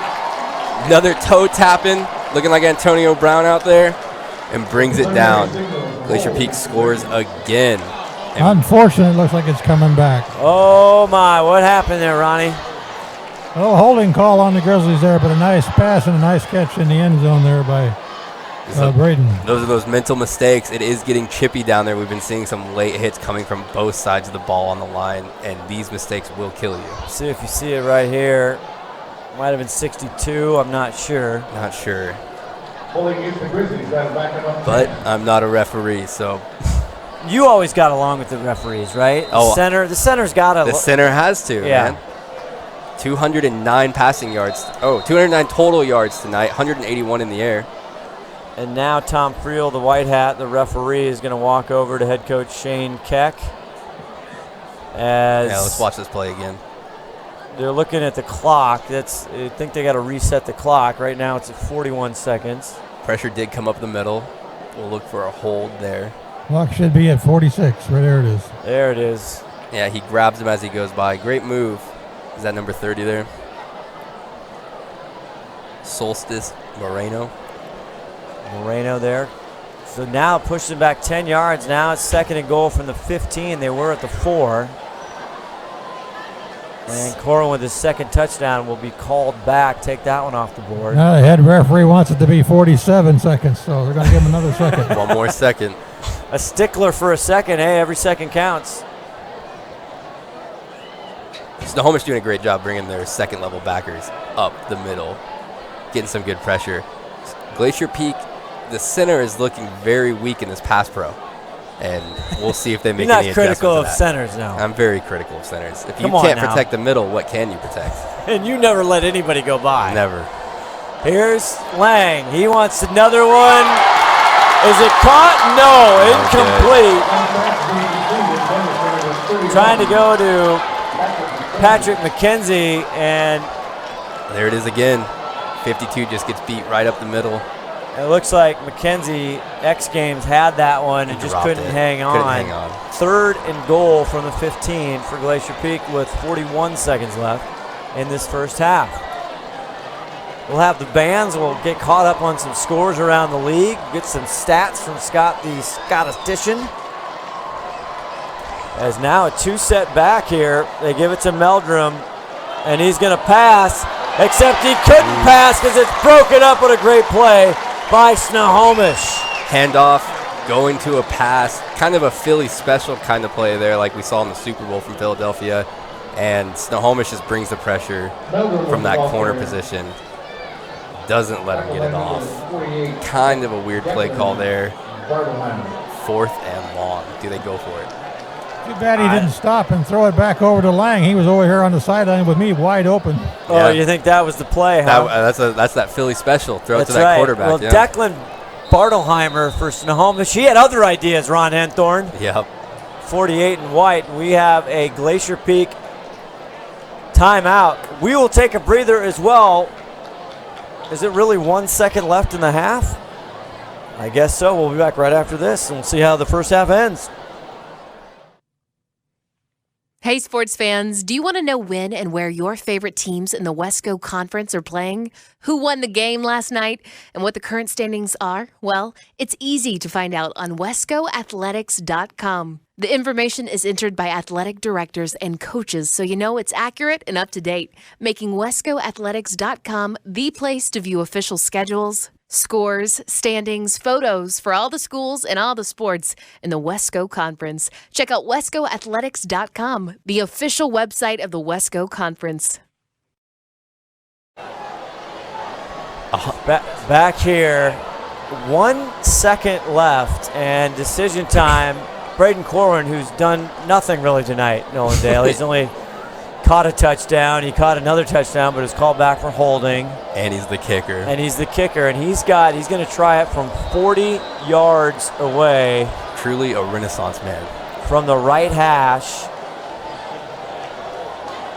I know he has the leg. I've seen last year and even practice. When he was a freshman, he had a 50. Is it good? It is! 40-yard field goal, and that pushes the lead for 17-3. Braden Corwin doing it all. He wants a T-shirt, Nolan Dale. Yeah, he does. I think he's earning that T-shirt. That's a big, big kick. Push it back to a two-possession game. And that'll end the half. We'll go down to Ron Henthorn, see if he can grab head coach Shane Keck from Glacier Peak, it looks like, for a couple thoughts as they head into halftime here at the Dick Armstrong Cup. And looking down at Ronnie, see if he can grab him. Or he might get Joey Hammer. The chef's choice. We like to give Ron whatever he wants. They both are good. Whoever he wants to get. The wedge will get it done. 17-3 at half. And for Snohomish, I mean, they're right in this. They just need, if they connect, the Michael Williams is a big, tough one. Oh, Michael Williams. But he's on crutches. That is just so unfortunate for that young man. Let's go down to Ron Henthorn with Shane Keck. Turn the mic on, Ronnie. And Shane Keck, we can't hear you, buddy. See if he's up. Turn your mic on there, Ronnie. Ron, your mic's off. Oh, there we go. Well, we're having trouble here with Ron's. We'll get Ronnie. We'll know he'll come up at halftime and tell us what Shane Keck's saying. But I'm sure it's something along the lines of execution. Yeah, Shane Keck. This was in the program. He came from Cascade. He was actually assistant coach, calling offense, working with the offense, then defensive coordinator. And then Bender having some health issues and said, hey, man, why don't you be the head coach? We were teasing him down on the field, so he has to deal with all the not fun stuff, right? Not the not fun stuff, yeah. He said, no, I got to deal with everything. I said, well, you got to rewrite the contract, man. Yeah. Well, I'm sure he's excited to kind of take over a team here that looks pretty good so far, but it's definitely not according to their game plan this year. 17-3, Snohomish right here. They get the ball when they come back. We'll watch the stats. We're going to take a break at halftime. Hope you enjoyed. Catch up on everything on STSPN. Enjoy.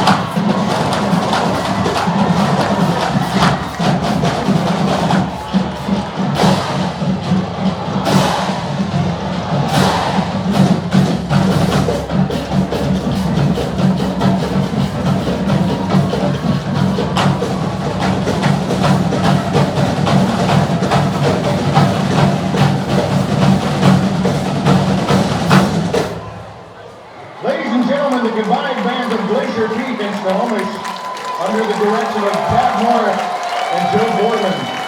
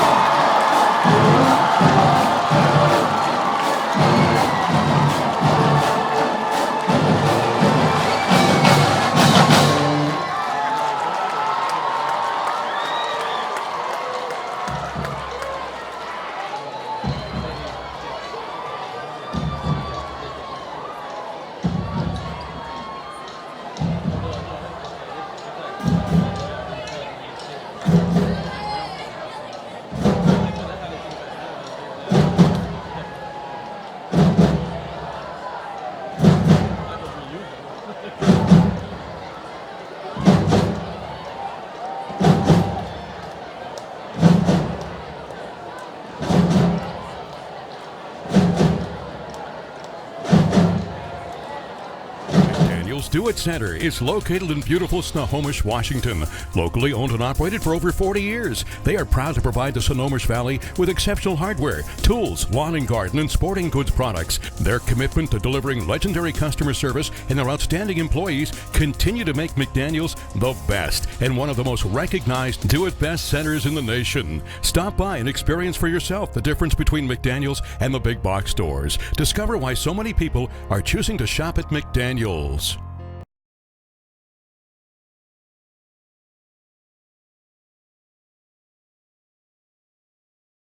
We are all frustrated with the high cost of heating and cooling our homes. At GNS, we are completely changing the way you keep your home comfortable. Because we are Snohomish County's premier Lennox dealer, we can design a perfect system for you, one that will save you a lot of money on your utility bill.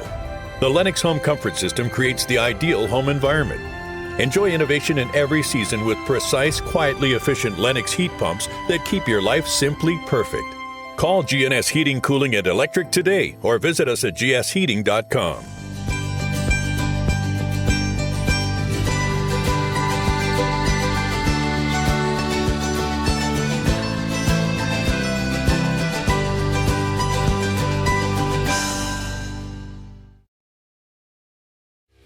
Every year, thousands of groups depend on Adrenaline fundraising to help reach their financial goals. Adrenaline fundraising is about developing leaders through commitment, work ethic, and follow-through. Adrenaline has several products including gold cards, coupon books, cookie dough, donation programs, and many other options to help teams raise the funds needed for their programs. Adrenaline's new app called UpPay will help teams raise money while providing their supporters the ability to earn cash back on everyday purchases at places like Starbucks, Nike, Red Robin, and over 200 plus national retailers. Adrenaline Fundraising is this season's sponsor of the STSPN's Play of the Game Award.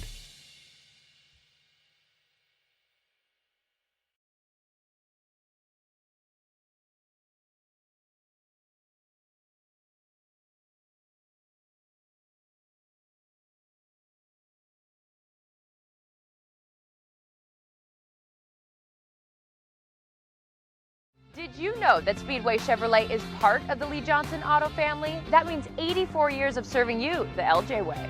Need a truck? We have the perfect truck to fit your needs. Half tons, 1 ton, 2-wheel drives, and 4-wheel drives. Our finance specialists are here to help you, whether you have good credit or bad credit.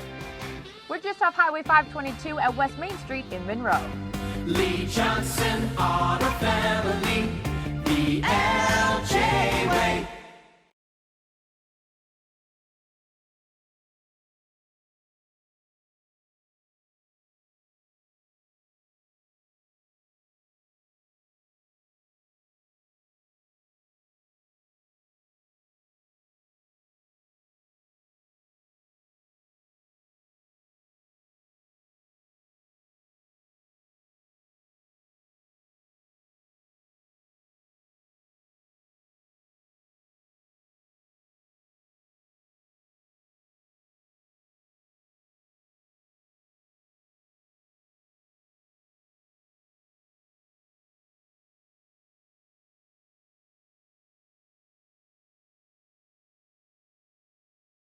We are all frustrated with the high cost of heating and cooling our homes. At GNS, we are completely changing the way you keep your home comfortable. Because we are Snohomish County's premier Lennox dealer, we can design a perfect system for you, one that will save you a lot of money on your utility bill. The Lennox Home Comfort System creates the ideal home environment. Enjoy innovation in every season with precise, quietly efficient Lennox heat pumps that keep your life simply perfect.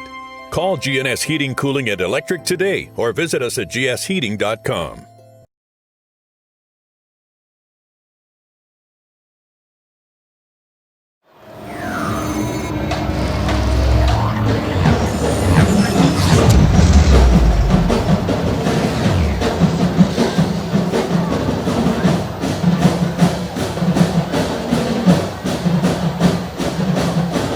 Welcome back. Scott Ohsman, Nolan Dale, Ron the Wedge Henthorn here, getting ready for the second half of the 8th edition of the Dick Armstrong Cup. Glacier Peak and Snohomish, the crosstown rivals.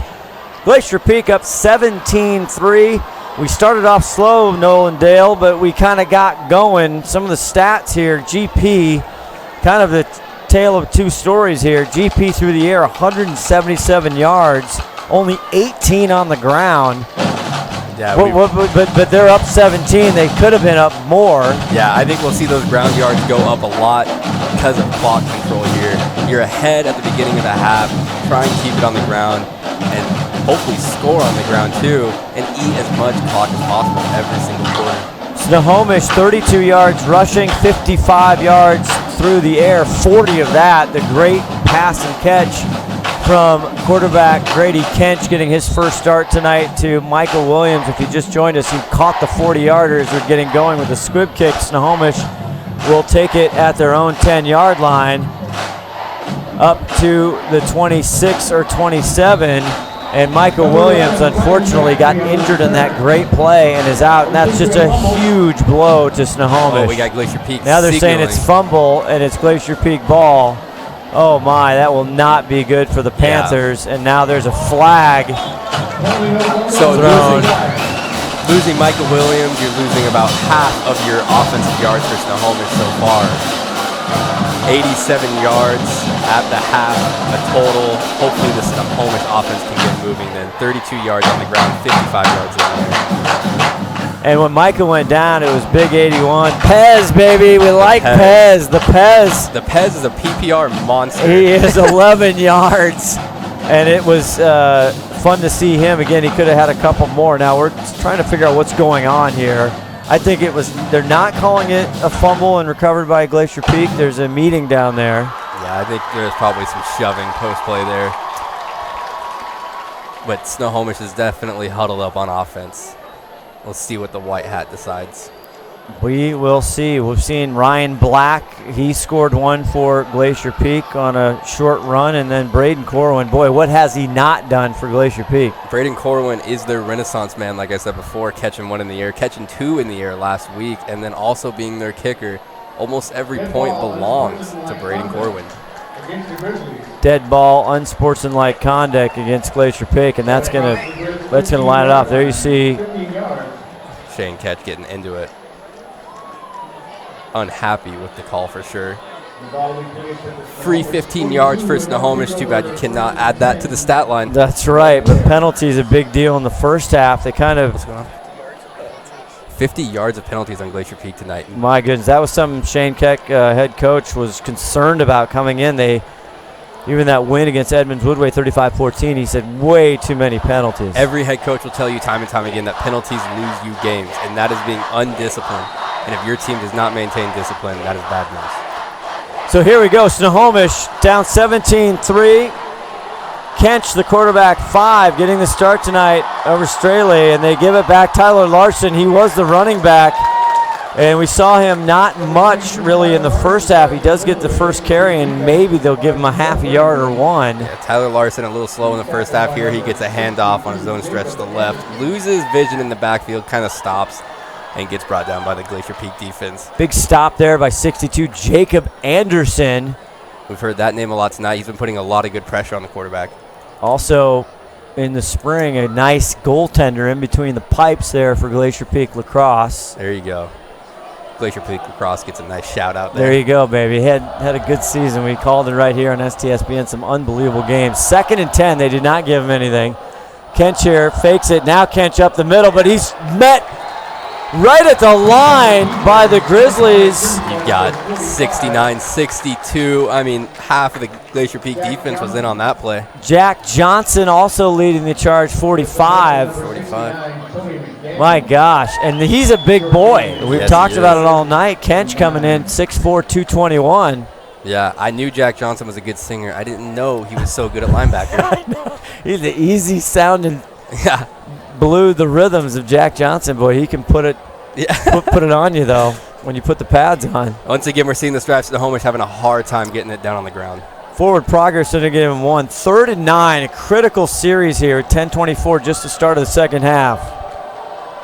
Larson in the backfield. Kench through the air, and it is caught. And a big Snohomish first down. Number 11, Caden Gaffney with the reception. Good read by Kench there. We see 45. Jack Johnson going for the blitz. He sees that man-on-man, goes the out route, and makes that grab. Big first down for the Panthers here. 3rd and 9.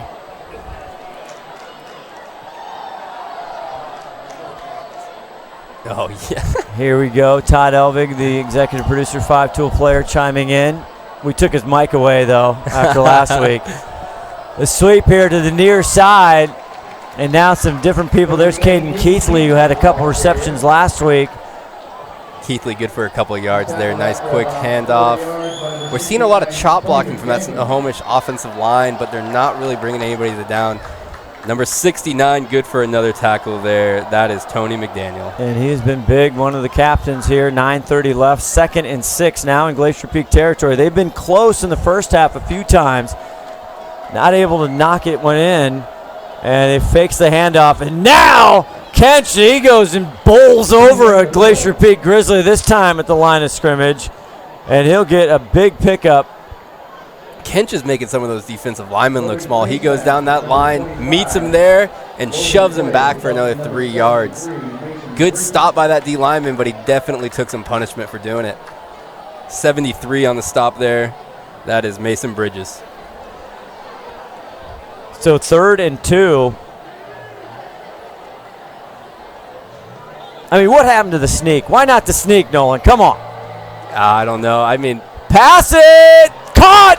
Brandbold, another big first down to the 29. Good play there. I really like that play call there. We've been seeing this quick handoff all night. Glacier Peak comes downfield hard on it immediately, opens up that cross, and boom.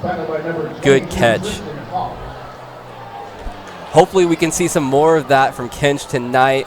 Snohomish, like we said, has had a hard time on the ground and the air. Making smart play calls like that always helps. Tristan Hawk there for the tackle for Glacier Peak. 1st and 10 now in business at the GP 29. Down 17-3. And that was just a tough pass. Just threw that a little bit too low, trying to get it to Caden Keithley. Yeah, Keithley's coming out big this series. Kench has a hard time connecting with him, though. Just a simple dump. Threw it a little bit too far behind. Keithley in stride cannot make that catch. Lake Stevens trailing the Lincoln Abes 21-14 right now as we look at some scores around. 2nd and 10 now. Larson in the backfield. There's number 3, had a lot of carries. Vandergrind, the grinder. Larson gets the handoff, though, and he moves the pile. It'll set up a 3rd and 6 or 7. The grinder lead blocking there into that hole. That 3 gap. Nice traditional Snohomish play. Just a nice power run. Get up there, good for 3 or 4. And sometimes that's what you got. You just got to grind it out a little bit. Eating up clock is not a bad thing for the Panthers. No, not at all. Leaves them at 3rd and 6. Big 3rd down conversion before they fake the handoff. Here's Kench. He's going to go deep right corner. He's got a man open, double coverage, and it's intercepted by Meldrum. Wow. Trying to go back to Gaffney. Number 11, double coverage, and Trevor Meldrum says, not tonight. Glacier Peak brings a lot of pressure up the middle, bootleg out to the right, crossing routes across the field, front pylon. Good route jump there, and a beautiful catch, diving backwards, OBJ style. That is, and Kench, we've seen the big arm. That time he let a little off. He almost should have put a little more mustard on it. But our first interception, first big turnover tonight. That's really big for Glacier Peak. That is huge, and a big momentum killer here for Snohomish. Let's see how Glacier Peak comes off their own 1-yard line.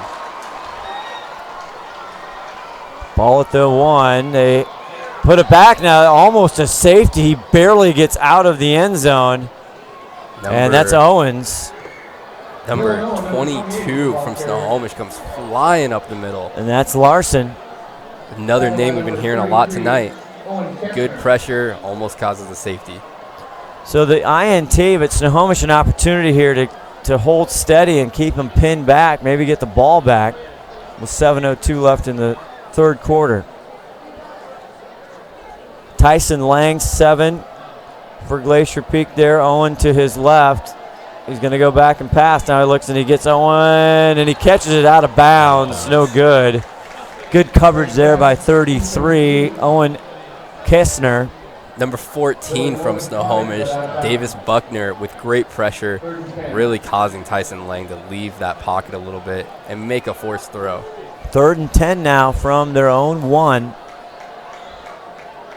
We're seeing a lot of problems up front for Glacier Peak maintaining that line. So tough on the center. Hey, that wasn't the center that time. That was the left guard. I'll give him credit where it's due.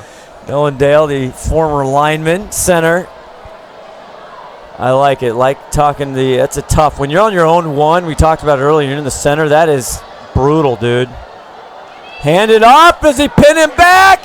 Are they going to give him the safety?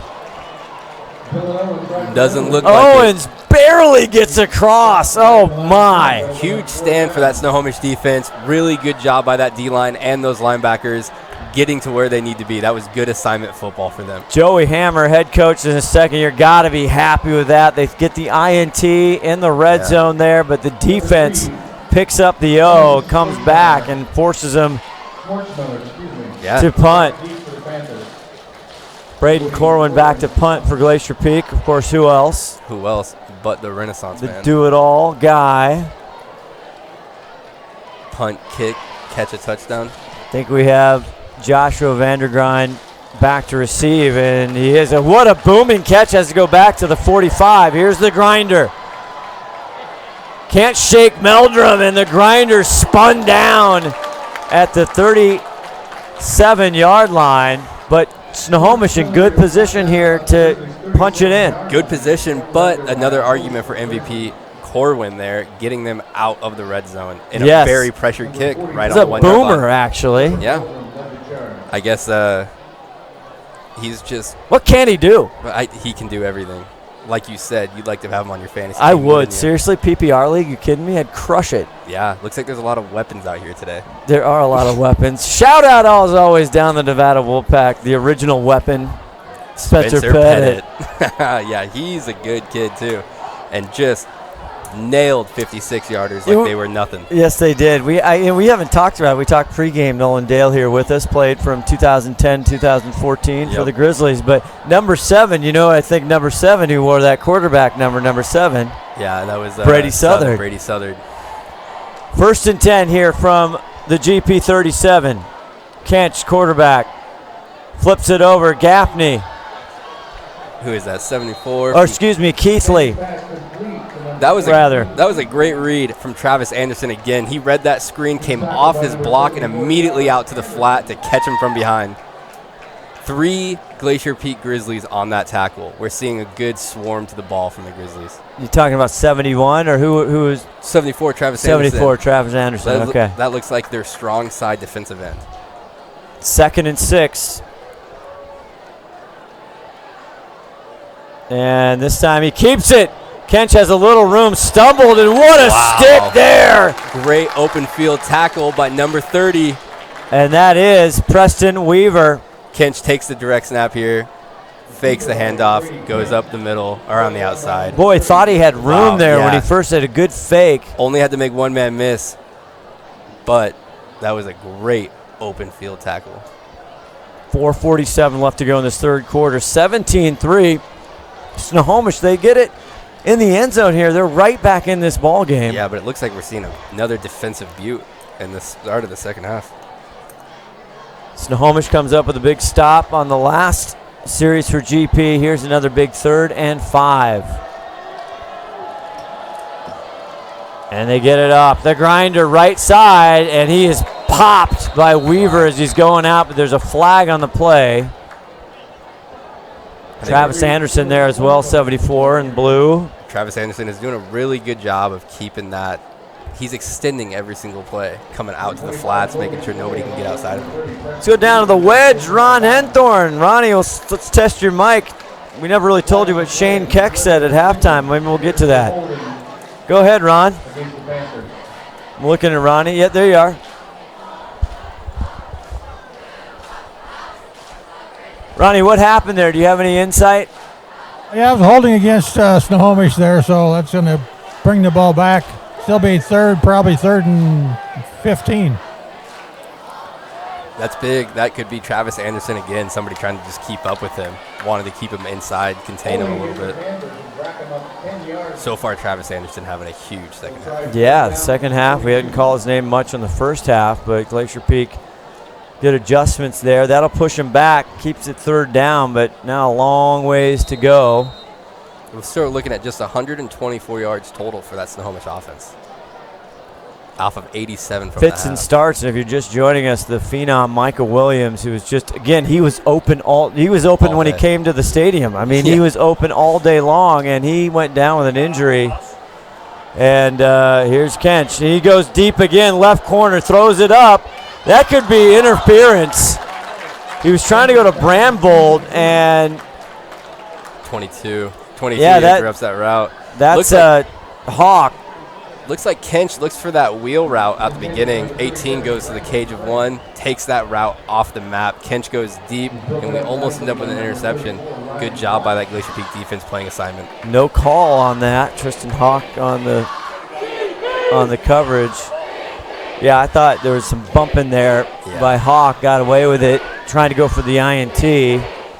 And so 4th and 15. Now they're pushed back, that big penalty, the 42. They're going to go for it. They got to get to the 27-yard line. But no, they'll quick pick it, punt it by Larson. Nobody back. See if they can down it. And a great punt that'll pin them right back where they were. Deja vu for the GP Grizzlies. Yeah, right back to where they were. At the 2-yard line. So that was a good quick punt. A little bit of a Tom Brady style, but it rolled perfect bounces right up to that 2-yard line. That'll be really good for Snohomish, and hopefully they can make a stand, maybe walk away with the safety on this one. Glacier Peak walked away with 195 yards in the first half. But they left some on the table. Left a lot on the table, a lot of missed opportunities. Back here, pinned back one more time, couldn't get it going. On the last series, they were at the 1-yard line, never made it past the 1-yard line. Got lucky they didn't get a safety. And this time they go on the right side, a little more room, breathing room. And it's Ryan Black one more time, who has a rushing touchdown in the first half. That was a tight offensive formation. Quick pitch to Ryan Black. He finds the hole, makes the cut, and goes upfield. Where's the wing tee, Nolan? I know you love that. You love the old Panther package for GP of the day. I love that wing tee. I mean, and as a lineman, you get to pull and knock somebody, you know. Yeah, that's a fun package to run. I wish we could see more of it. It's not good for up here. Yeah. Because you don't know who has the ball. You know how many years we played Bellevue and nobody, the cameraman doesn't know who has the ball. The play-by-play has no idea. It's not good. It's definitely. I'm glad you enjoyed it though. Yeah, it's better when you're a player and you get to actually make contact. 2nd and 6. That one actually a good play to give them some room here to operate, and they get it back to Black. Ryan Black having a big night. He looks like he is working. He wants to start a job. Glacier Peak going with the motto, if it's not broke, don't mess with it. They just go back to the same exact thing. A quick pitch to Ryan Black. Larson, Ulrich in there for the tackle.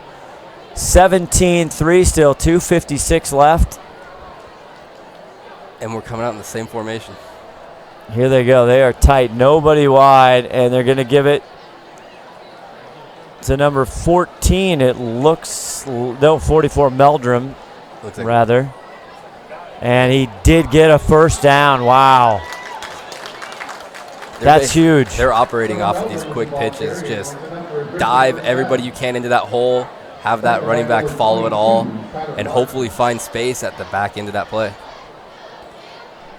Eating up time with 2:34 left to go in the third quarter, 17-3. Glacier Peak continuing with the tight offensive formation. Oh, that time Meldrum got a little too excited, and that'll push him back.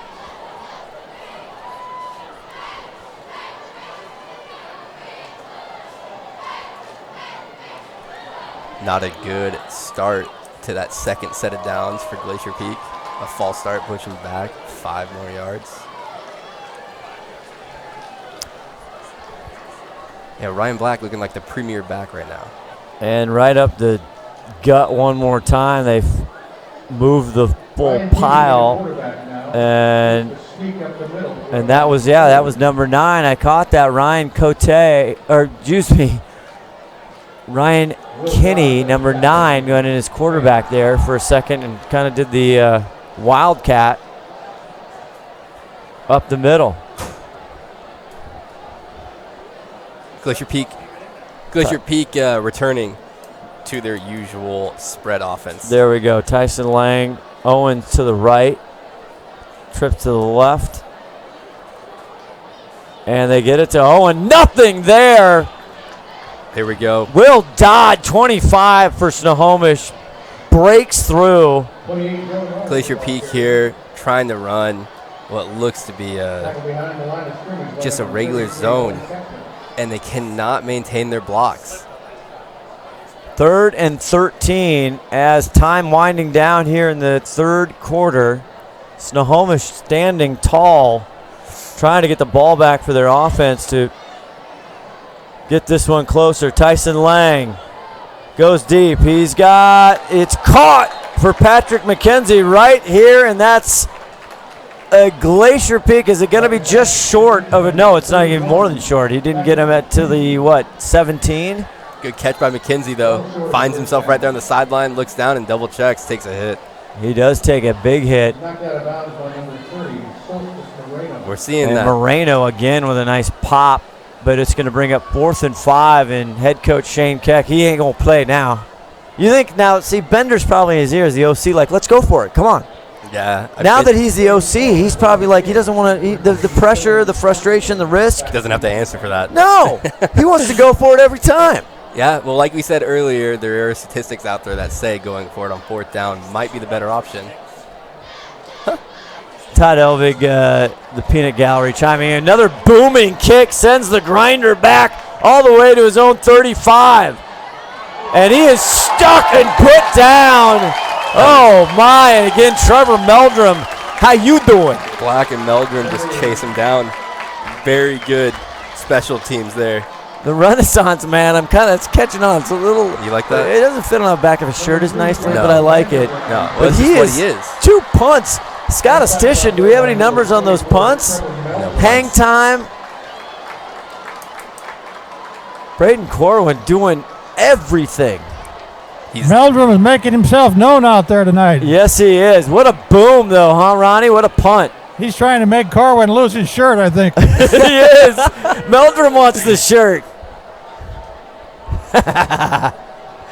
1st and 10 now from their own 43. Kench. He's going to keep it on the left side. Has a lane. Gets through the side. Left side on his feet all the way out until the GP 33. That's the biggest run in a long time for Grady Kench. Snohomish, as a Snohomish play, pulls both of the right side offensive linemen. Kench finds that hole and just explodes through it. That's a lot of man running down that field. 23-yard pickup for Kench, and just like that, they're in business. 34 seconds in the third. And he'll hand it off. Larson on the left side finds a seam, breaks tackles, drags GP Grizzlies down to the 15. And all of a sudden, that left side, Nolan Dale, what's going on with the big Hogs? It looks like we're finally getting to our blocks and actually sticking on them. And this is Snohomish football at its finest. Hit the hole, get downhill, and be fast about it. Those turf turds flying behind him. Kench gives it again. No, he keeps it and drives the pile, but he meets number 20 for GP, Lawson Hardwick, and he'll give him 1 or 2 maybe as time running down here in the third quarter. But Snohomish with a little life. Yeah, 1 man down. Oh, we have an injury here. Glacier Peak, that play does a good job blowing up that pulling guard. Sticks to the hole. Number 20, I believe, to be down. A person with the tackle there, and that's Lawson Hardwick, the junior. And we'll take a quick timeout from one of our great partners here. We'll come back almost the end of the third, 2nd and 10 for Snohomish.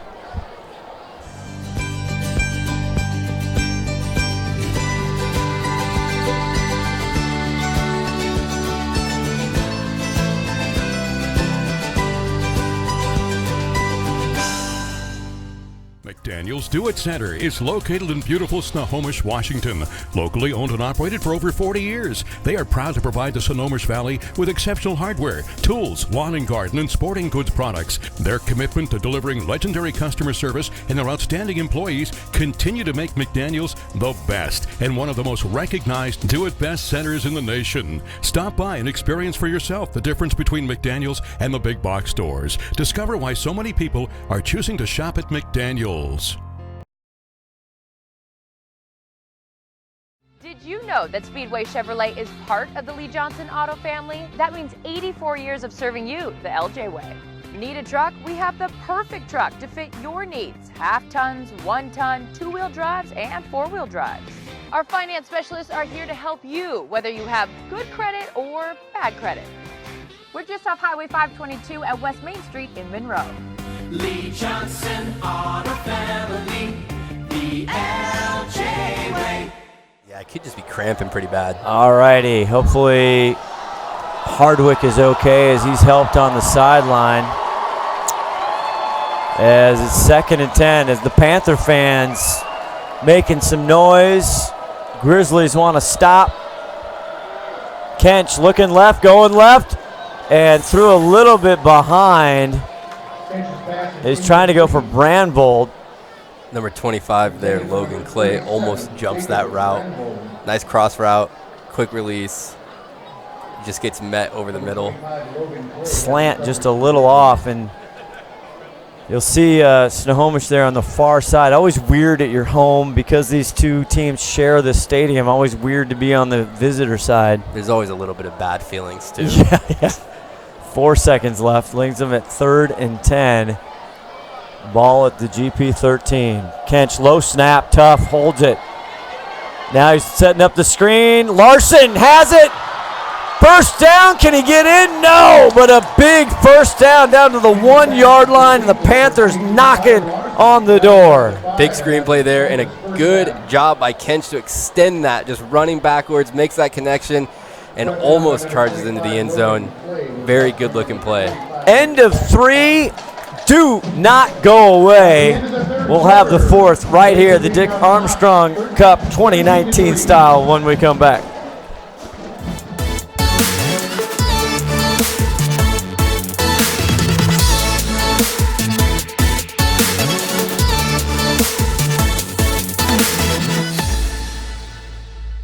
Rivertown Ale House was established in July of 1994 and is located at 1114 First Street in historic downtown Snohomish. Each time you visit the ale house, you may expect to find new beers and new food choices. Fred's Rivertown Ale House is well known throughout the beer community. Oftentimes, we are the first choice for breweries to introduce new beers, limited or specialty beers, and beers you just won't find anyplace else. At Fred's, we like to say that once we get you through the front door, our friendly service, relaxed family atmosphere, and our quality food and beverages will keep you coming back.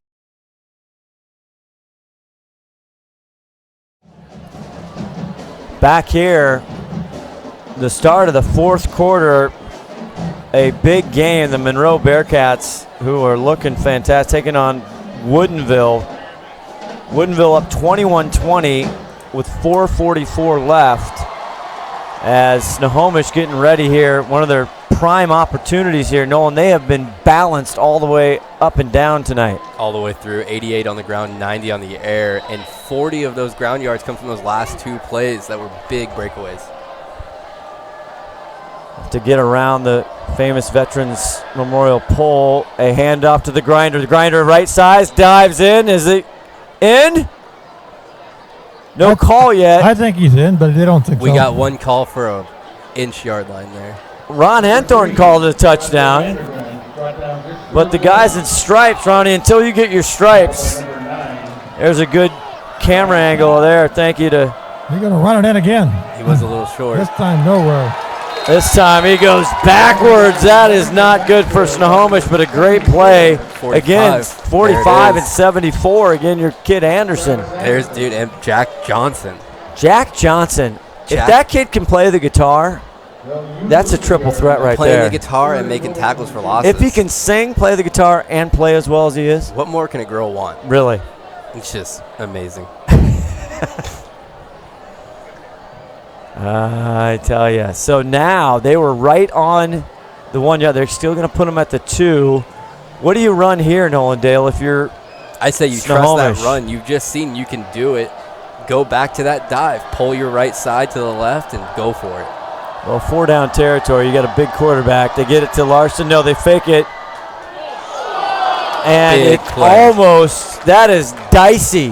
Jaden claps on that play, breaks it up. Oh, my. I got to see that one again. The pole causing me issues. Yeah, that was those linemen faking the run, but pulling their heads back up, causing confusion. So 4th and goal from the 2. I mean, you have a quarterback who is 6'4", 220. Cam Newton. Let's Brady, Tom Brady it. Yeah. No, he's going to stand 3-4 yards back. Let's see. This is probably the play of the game. Larson back there.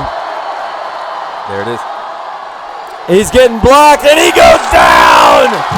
Oh, my goodness. Glacier Peak with another amazing stop on that goal line. Swarming to the ball. Like you said, I think everybody kind of felt a quarterback keep there. You got a 6'4", 221-pound quarterback. It was smart to keep it. Glacier Peak just plays amazing defense. Ryan Kenny, 6', 185, says, no. No. I'm coming to get you, big boy. Yeah. That was and he ain't flight of feet is Kench, but you always, again, hindsight, easy for us to say, right? You keep jamming down up the gut. Yep. But that is just a massive play here with 10:38 left to go to get stopped. Those kind of plays. 1st and goal there. Those kind of plays are going to decide the game. The snap is dropped on that play. Glacier Peak comes out in that tight formation and drops the snap. And there's a fumble, and who has it? Snohomish comes up with the ball. Ehrlich there. And a woozy Panther, 48. We've called his number all night. There you Declan Barlheimer, and a huge turnover, only the 2nd tonight. And Snohomish, 9 lives tonight, Nolan Dale. Yeah, they're getting every opportunity they can. And this is a big one. You get 4 more chances at a touchdown here, and you're 10 yards out. Let's hope they can convert. Let's go down to Ron Henthorn. Ronnie, if you're Snohomish, you're the prognosticator. There's a whistle here. There's going to be a timeout. I think that's a decent one. What do you draw up for the Panthers here, Ron Henthorn? Ron Henthorn, what do you draw up for the Panthers? Can you hear me? Well, I think the Panthers have been doing pretty good getting the ball down here. They need to capitalize right now on where they are on the field. So I think they can do that short pass that they got them into the ball game right now. So their running game's kind of tied up, and I believe that short slant pass is going to do it for them. Let's see what they come up with, because it's getting awful noisy down here. They're 86 on the ground, 90 in the air, and the Pez. Where's the Pez? The Pez is a beautiful end zone target. Where's 6'5" of the Pez? Yeah, I say you NFL tight end this one out to the Pez, and you let him get in there and make a play. Toss it up and play some basketball. I mean, the Pez dispenser needs the rock right now. Yeah, let's see what they come out with. Come on, what are we doing out there? Yeah. Just throw the ball up for the young man. 10 yards out, that's beautiful range to let him get away from a target.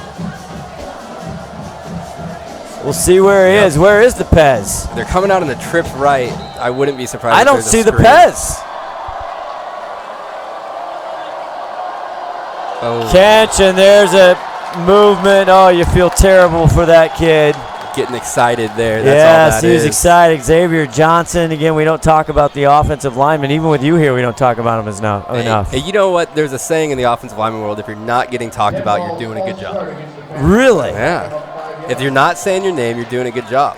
Come on, though? They got to build like the basement of resentment, because they never get called. Hey, I can't discuss the basement of resentment. No, that's a tough break. 1st and 15, though. They're still in great shape off the fumble. Just comes down to be another 5 yards. All right, we're looking for 81 to get the ball, and but Larson, Play action broken up by number 25, Logan Clay. Really good defense by the Grizzlies there. Chrisman, the intended receiver, he had a couple plays last week in their tough loss to Marysville Pilchuck 17-14. We're seeing some weird play calls down here in the red zone. That's tough. It seems to be tough. One more time. Kench now. 2nd and 15, 10:29 left in this ball game. They got to get a score. They're looking for something. There's Brambold grabbing and dragging players out of bounds, stops the clock. There's that bubble screen again. Glacier Peak kind of saw that one coming. They brought more men over pre-snap just to make sure they can make that tackle. Gaining positive yardage on the play. 5 yards on the play. 2 short passes got them down here this far, but they got to do one more. Maybe they can get it in the end zone on this one. You like it spread there, Ron, out to the sides, or you want them to go over the middle? Over the middle. That's where they're open. Bramble on the near side. They got the Grinder and Larson in the background. Now he's got a big block. They go out wide, too wide, off the fingertips there. Caden Gaffney, the intended receiver, that had some spice on it. That's the 3rd play in a row they brought Jack Johnson up the middle, leaving that open.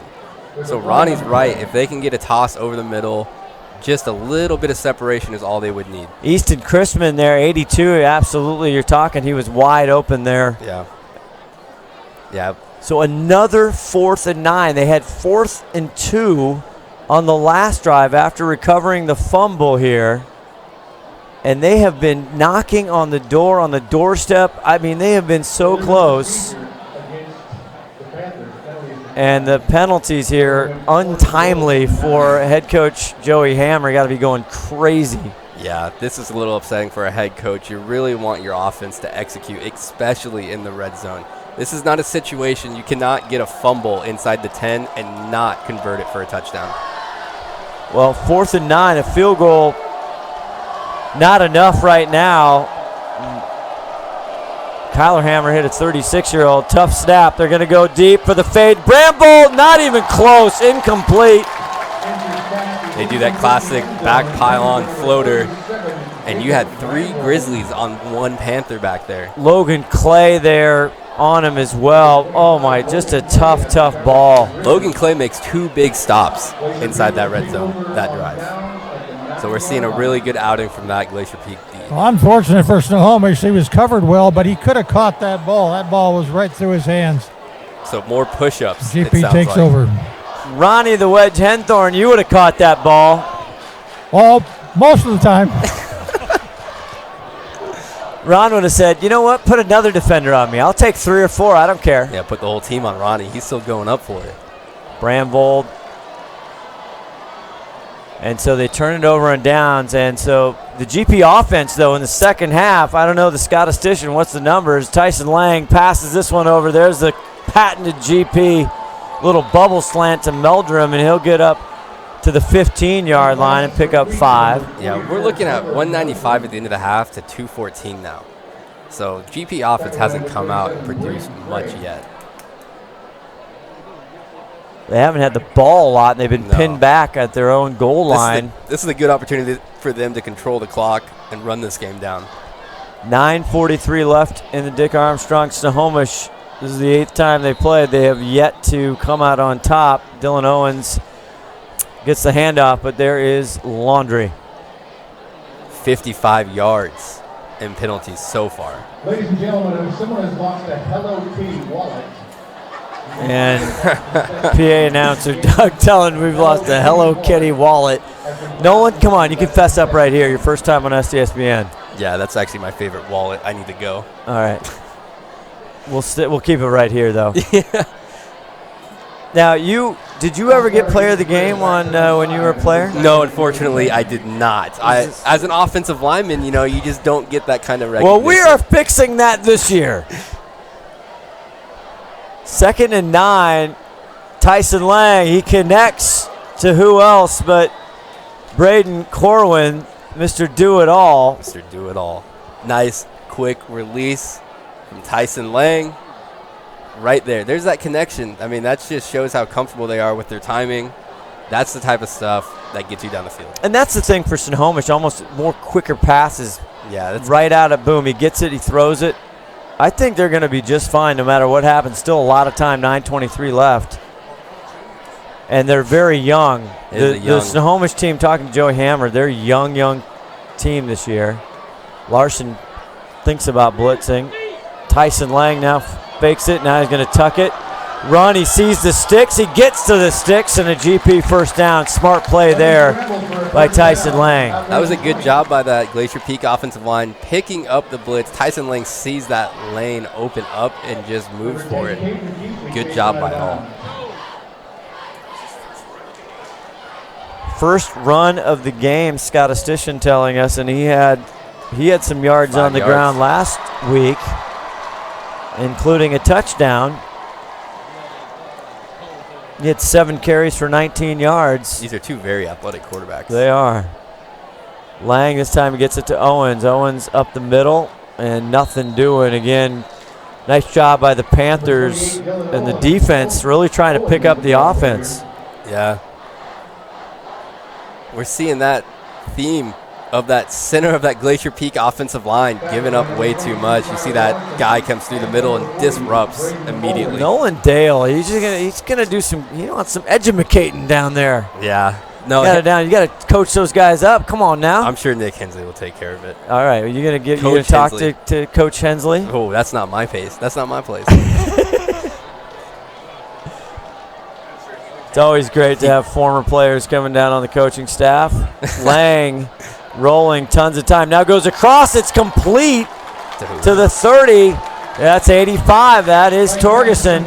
And Matt Torgerson, he was the leading receiver in the first half, wasn't he? Yeah, that was a nice route by him there, too. He comes down in the middle of the field and sits right inside that bubble. He does a really good job finding that zone where they're not. But the difference for Tyson Lang for Glacier Peak, he's had all day long most of the time to throw. Did you see that guy throw that ball? He is a gunslinger. I mean, he just turned, looked, and just threw it like a bullet. Ladies and gentlemen, Todd Elvig, executive producer, 5-tool player. He's absolutely right. That's why he's the quarterback. Tyson Lang, they had a couple choices. Here's Ryan Black breaking a tackle out left. Now he's got time and room. Here he comes down the sideline, breaks it in, and all the way down to the 37. Ryan Black saying, I want the ball, give me more. I mean, as much as I'd love to give credit to an offensive line, that was a great run by Black, finding that edge and just running down the sideline, beating defenders the whole way. There is a flag on the play, and it is going against Glacier Peak. I guess that's a hold, huh? I tell you, a 24-yarder brought back by the Buzzkill Hogs down there. What do you do when when that happens? I know this you never got caught for holding ever in your 4-year career. Yeah. But what do they do when you go back to the huddle? What do you say? You need to be smart about, if you're going to hold, which everybody does, you need to be smart. That play gets by you, let go. Don't be caught open field doing your thing. Oh, I think they call it blocking the back is what I'm hearing from the PA announcer. Oh, that's good. See, the Hogs are perfect. But what did you tell what did you go back to the huddle here as we resume play, 1st and 22? 65 yards. 65. There he fakes. He spins out near side. Lang, he does have a bullet going over for McKenzie. It's broken up. Great job there by Brandvold. Brandvold wanted the pick. This is almost a missed opportunity. Tyson Lang with a good throw, but Torgensen comes out and beats the safety over the top. Trying to go to the X Games 31. Patrick McKenzie got his start right here on STSPN as a second grader. Yeah. He won the auction. How cool is that? 7:37 left to go in the game. As they really spread it out here. 2nd and 22. Tyson Lang now just dumps it down. And Black almost loses it, but he finally has to find the ball on his helmet. Yeah. And he brings it in, and that was too much in a 3rd and forever. That could have gone a little bit longer. Unfortunately, Black lost control of that one. Linemen come out front, make that block in the corner and that safety, and you can go. Did you like, as a center, did you like those little bubble screens or those center screens? You get to go hit somebody way smaller than you. Of course I loved it. Yes, Glacier Peak, 65 yards in penalties. Well, that's, I got to tell you. That's hard to move the ball against. It is something Glacier Peak in the years since they've been around is something that plagued them. Yes. It's 3rd and 18. What do you draw up here? Larson for Snohomish blitzing, and this one kind of in between. Not sure. He had Torgerson and Black there and kind of just missed them both, and they'll be forced to punt. So Snohomish defense comes up big one more time. I don't know if this was a play design bootleg for Tyson Lang there, but he does leave the pocket, leaving Travis Anderson a little bit more open, creating his own pressure. So hopefully that wasn't an early release due to the pressure, because then you're making the offensive lineman look bad.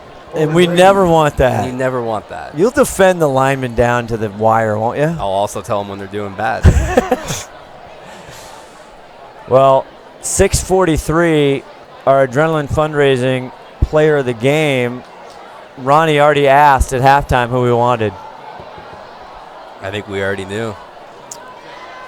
And Braden Corwin, he's had some boots. And here is the grinder looking for something. That was a nice cut by the grinder. It was. Making a man miss. He gets it close to the 40, but they will start again on GPs. You see the return right here. Good coverage, and Tristan Hawk catching up with him and brings him down. So 1st and 10, 6:32, still plenty of time, only 17-3. Low scoring for these two. So interesting enough, Snohomish almost perfectly even on the ground, in the air, and yardage. Well balanced, hard to defend. Offense. Tim Boyle texting me his favorite percentage probability of win, 99.9%. The Cougs up 28-17 on Houston in the 4th. Here's the pass, and nothing going there. Ooh, careful there. It's hard to throw a bubble screen against a Glacier Peak defense that sees it all every day. And there's a great camera job there. Steve Hawley down there working it. Yeah, those linemen and those linebackers are quick to the flats on Glacier Peak. Keith Lee with the reception.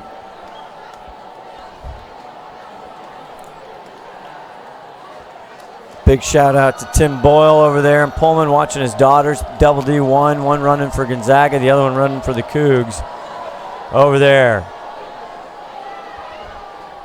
Catch. And is it no good, incomplete. This replay is kind of weird. Number 50 for Glacier Peak gets lost in the backfield, doesn't know where he's going. Could have been a sack. He had 50 on 50 there, and Chrisman, the intended receiver, 3rd and 10. That reminds me of Elvig. Yeah. Drew Liner couldn't turn Drew his Liner, neck. Uh-oh, it's alumni talk here, Yeah. GP alumni talk. Drew Liner's neck was too thick to turn, so he could lose people. I remember Drew Liner. You mean Freightliner. Freightliner, exactly. 3rd and 10 for Snohomish, still with some life. Kench going deep, tough ball, trying to go to the grinder, but that is a tough ball on the outside shoulder, double covered. And so Kench here in his first game tonight, he had a wide open Chrisman in the flat, and I'm sure that'll come up on film. I like it, though. What's that, Ronnie? Okay, yeah. Illegal downfield, I think, so that's probably going to be declined.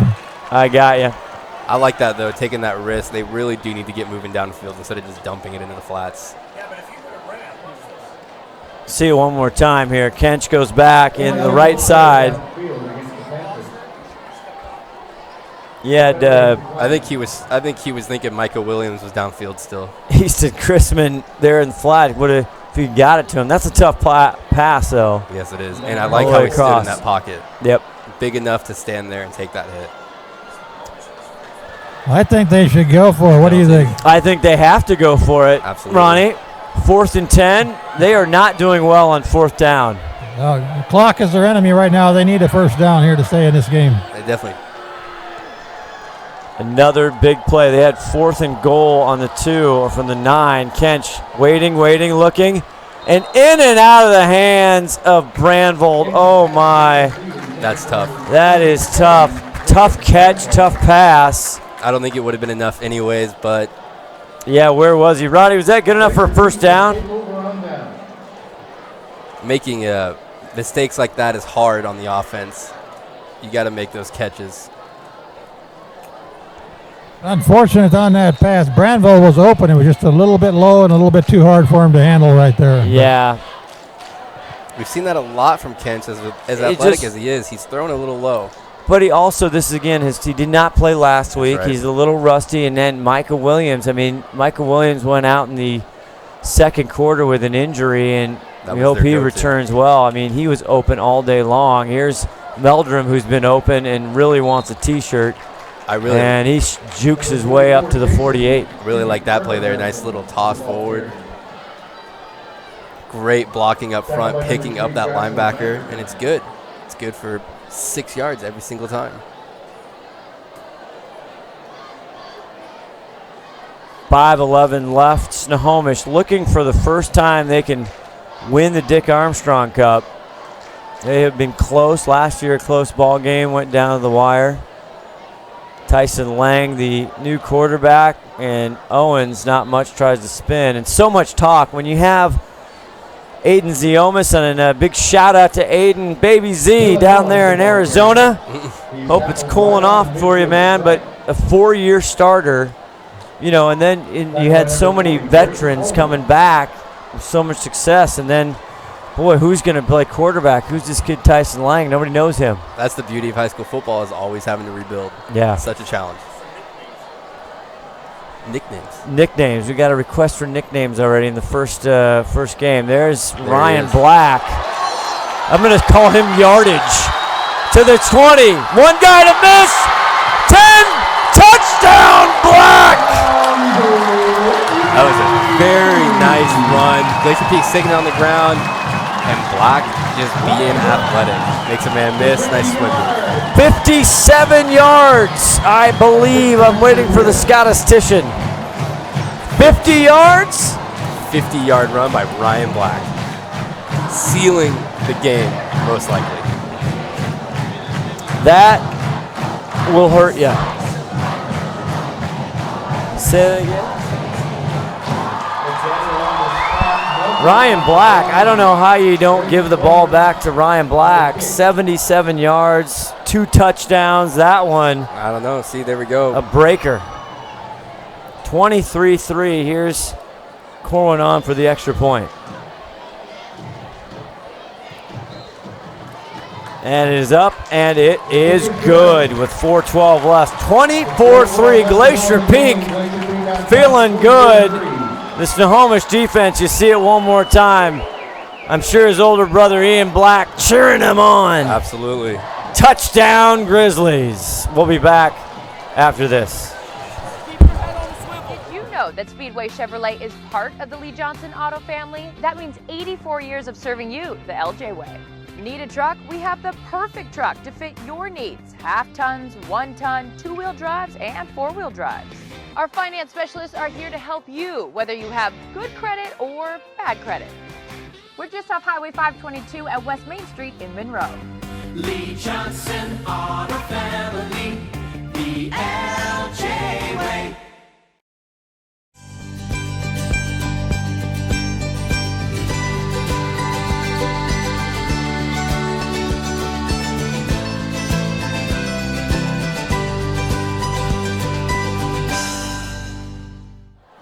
It's not blackout night here at the Dick Armstrong Cup, but it is Ryan blackout night for sure. 2 big players for Glacier Peak, Corwin and Black. A backbreaker, and Ryan Black says, no, Mr. Corwin, no T-shirt for you, buddy. That T-shirt's mine. With that run, Glacier Peak breaks 300 all-purpose yards, taking it to 90. That's a big improvement over last week. Huge. 97 on the ground right now. Snohomish, this one, and Corwin with a little more juice. That's the era of the weapon. Yeah, never. Spencer Pettit always kicked it out of the end zone. I don't even think we need to practice kickoffs. 24-3. This one close, 17-3 at half. Both teams slugging away. In Snohomish, my goodness, the defense has played outstanding. And finally, the dam broke through there with Ryan Black with a big, big run. Yeah, I think the big difference between these two teams tonight is that Snohomish's offense has not been able to keep up, but their defense has been doing a great job. Just cannot hold out any longer. And Washington State, I know they don't get the love, respect, but they're going to Houston. That's a tough Houston club. They're up 31-17 with minutes left, 2:20 left in the fourth. As Snohomish, Tyler Lawson with the carry. And Tyler Lawson is a huge holder, but I believe number 50 does a T-shirt grab and just holds him into the hole. So great play by number 50 on the Glacier Peak Grizzlies. That's Morrison, Hunter Morrison.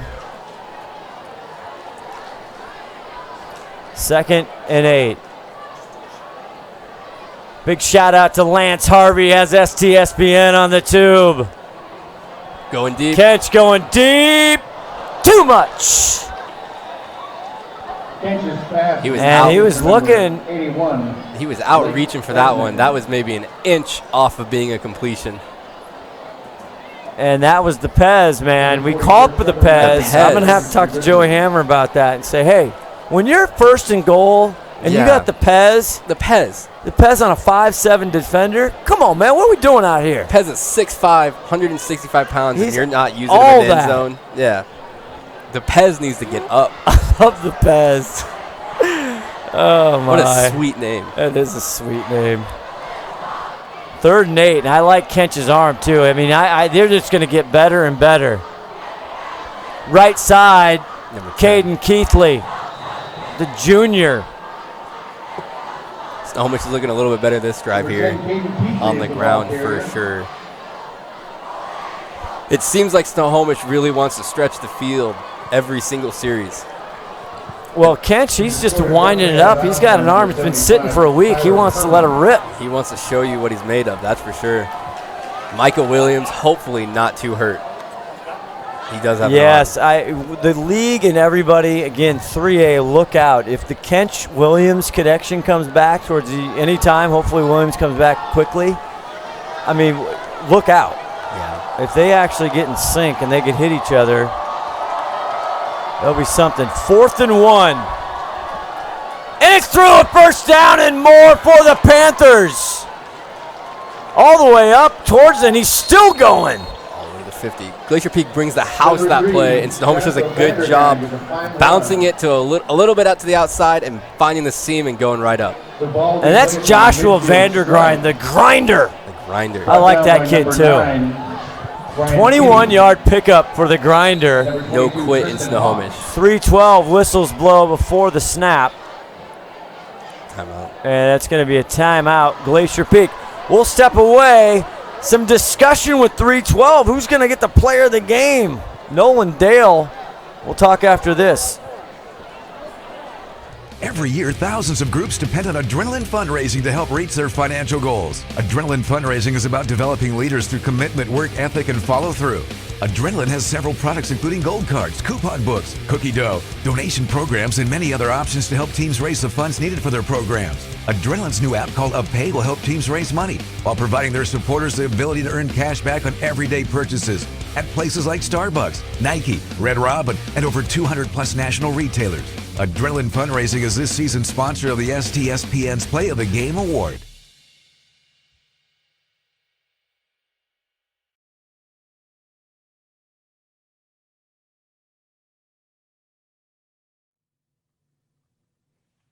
Hey, sports fans, do you want to know when and where your favorite teams in the WESCO Conference are playing? Who won the game last night and what the current standings are? Well, it's easy to find out on WESCOathletics.com. The information is entered by athletic directors and coaches, so you know it's accurate and up to date, making WESCO... Much debate up here as Snohomish still 1st and 10, 3:12 left to go. Kench goes out and trying to go to Pez. Kench's pass is incomplete, intended for Blake Pesnecker. Pesnecker, 81, and Brandvold. The Pez, he turned his head fast enough. I tell you, we get Ron Henthorn working with the Pez. He's going to be on fire. He'll be all conference. Absolutely. Ronnie, I think you need some private work with the Pez. Get that Iowa State Cyclone juice running. Ron can't hear me, thank goodness. 2nd and 10. Mid-stripe. Gets it over. Kegley makes one guy miss. Weaver comes back at him, though, and puts him down. Preston Weaver. That was a nice recovery play by Preston Weaver. Misses the initial open field tackle, gets right back up, and comes back after him. Talking about MVPs, we got Tyson Lang, Corwin, and Ryan Black. We were talking about Tyson Lang. You're right. The quarterback has been so smooth, the first-year player. Yeah. And quietly, he's having a heck of a night. 206 yards in the air. So Tyson Lang putting his name in the bucket. And 1 run on the ground. 2:25 left to go here. And it's a game of what-ifs. Kench now, he's in trouble, and he gets knocked down. The ball's loose. Who is that? 60 or 28.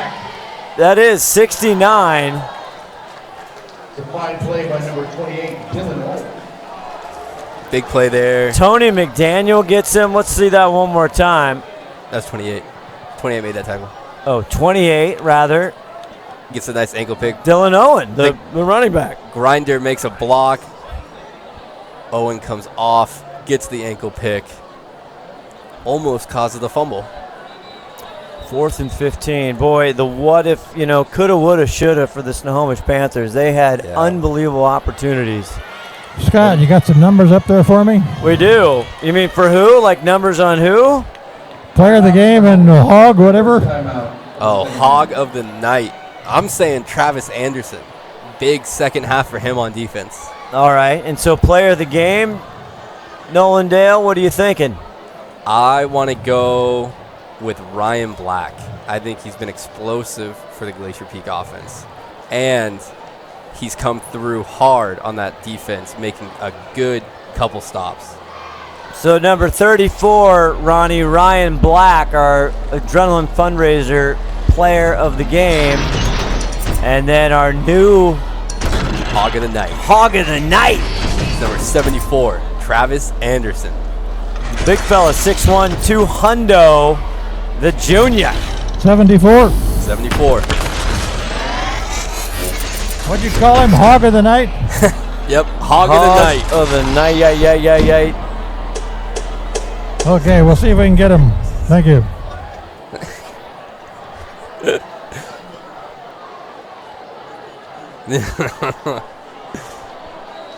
$141 left.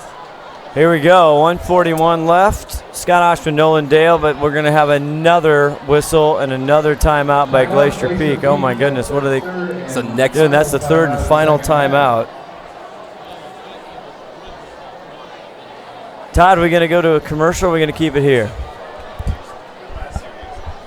We'll be back with the finish right after this. Every year, thousands of groups depend on Adrenaline Fundraising to help reach their financial goals. Adrenaline Fundraising is about developing leaders through commitment, work ethic, and follow through. Adrenaline has several products including gold cards, coupon books, cookie dough, donation programs, and many other options to help teams raise the funds needed for their programs. Adrenaline's new app called UpPay will help teams raise money while providing their supporters the ability to earn cash back on everyday purchases at places like Starbucks, Nike, Red Robin, and over 200 plus national retailers. Adrenaline Fundraising is this season's sponsor of the STSPN's Play of the Game Award. Just in Monroe, the Bearcats, they lose a heartbreaker, 21-20 to Woodinville. The Falcons come on and are on top. And next week, Monroe, Lake Stevens. Kench going deep right side. Oh, that might need a flag. And 2-on-1, and again trying to go for Blake the Pez. Double coverage, you can see it right here. Yeah, that was a bomb. The Pez getting downfield though, gotta love it. Double coverage. He really holds those arms out while he's running.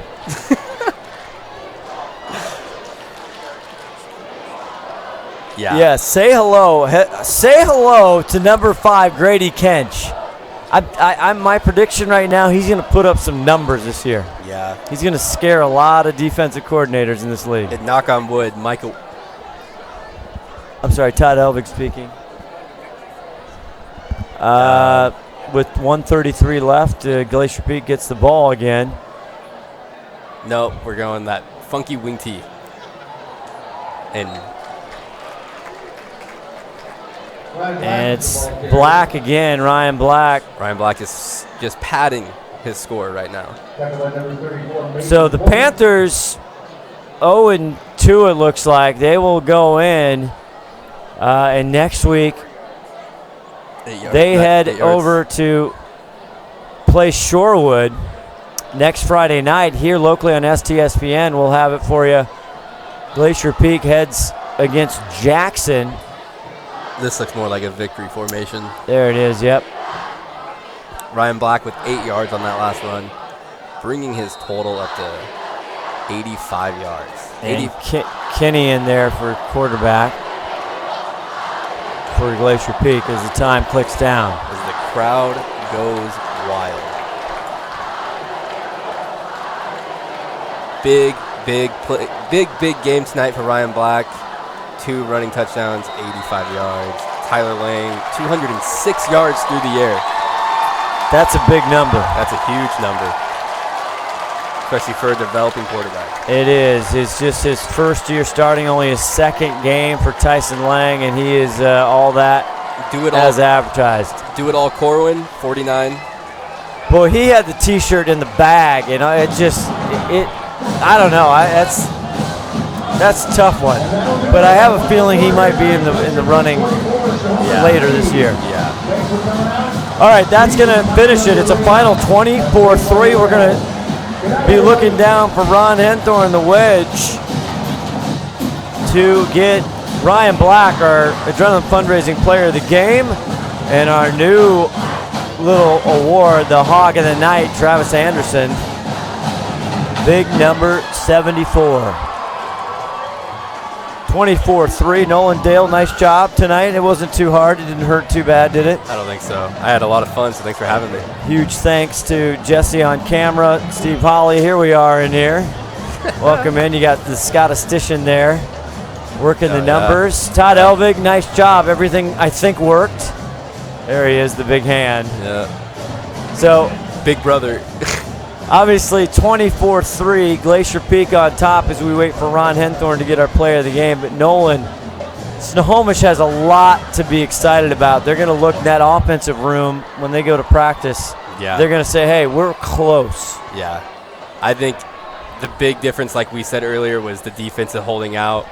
And knock on wood, Michael Williams coming back would be huge for that Snohomish offense. That is going to be very huge. Eric Briggs heads into the booth. Always good to see a familiar guy. Saw him last night at a local watering hole. So nice. We're still waiting for Ron. All of a sudden, I don't know if this is a new thing. A big shout out again, Nick Bender, who is head coach, took over for Rory Rosenbaugh. Great job, offensive coordinator now. Hope has a quick recovery. And Shane Keck, now 2-0 in the Keck era. We're at Glacier Peak. Hey guys, you got me upstairs there? We got you. Get it. You got it? Yep. I'm down here with the coach. Coach, you finally pulled that victory out here tonight. Yeah, it was a tough one. You know, if you told me we were only going to give up 3 points to Snohomish, I'd have never believed it, man. They're tough. Their kids played resilient. You know, that thing could have swung either way right there late in the third and going to all the way down to the fourth quarter. So just happy to get a win. Yeah, it was a good win, but for Snohomish, they got a couple injuries, and that didn't help them any. Man, that's the worst part about this game. You know, I know Mackay got hurt, and I think 22, the running back, got hurt. And so, you know, you never like to see that. Unfortunately, it's part of the game. And, you know, at the end of the day, we're just blessed to get out of here with a win. Well, it was a great win, and good luck for your next week. Thank you, Coach. Hey, thanks a lot for everything you guys do. Appreciate it. Thank you. Yeah. Thank you, Ronnie. Now we'll look for Ryan Black, 34 in blue. Coach Shane Ketch sounding pretty excited.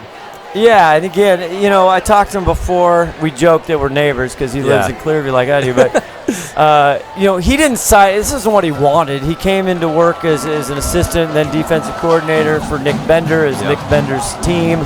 Nick Bender's been there since day one of Glacier Peak. The very beginning. But also, happy that he's able to take it over, and he does have head coaching experience, so it wasn't all overwhelming as we're waiting for Ron to get if Bender's going to hand Ryan the reins Black off to Coach Ketch, then he must be a pretty all-right guy. Well, you got Meldrum over there. We got the right number. 34, Ronnie, not 44. Uh-oh. Maybe it's going to Meldrum. That's okay. Well, at least we got 74. You got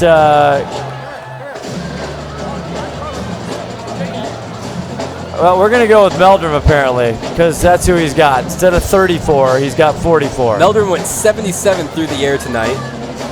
Still a great showing for him. All right, we were trying to get 34 Ryan Black, but we got Trevor Meldrum 44 with Ron Henthorn. Okay, I'm down here with Trevor Anderson and Ryan Black here. Well, maybe not. Trevor Meldrum and Travis Anderson. Travis Anderson and Ryan Black. How about that? Trevor Meldrum. You're Trevor Meldrum. This is a classic for WEDGE Henthorn. I wanted Ryan Black, but Trevor, you didn't play a heck of a game. You're on the screen up there, so yeah. Get him out here. All right, sweet. So tell me how you felt about the game. The game was really good. We knew it was going to be a battle from the start. They wanted it. I think we just wanted it more. That's all it came down to. Great. Would you go get Ryan for me? Yeah, I got it. I got Travis here now. Hey, the Hog of the Night. Hog of the Night. Sorry for the mix-up, but Travis, we got a shirt for you, and they're going to call you the Hog of the Game. Oh, really? Yeah, that's cool. I love that. Yeah. That's a good memory. Yeah. Being a hog is something that's an important part of the game, and anytime I could do good at it, it really helps out the team. So.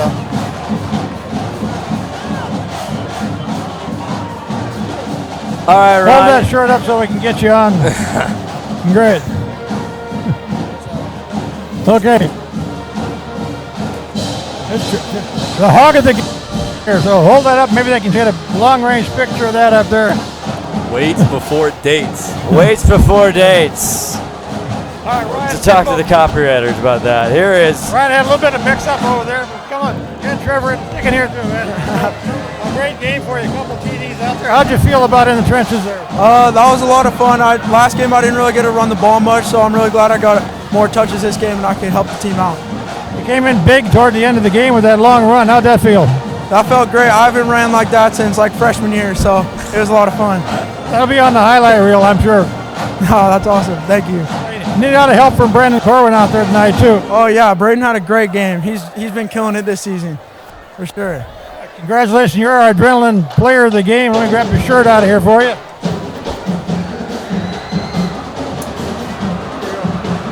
Hold that shirt up in front of you. I think maybe get a picture of that if we're getting a long range here. There's our adrenaline player of the game.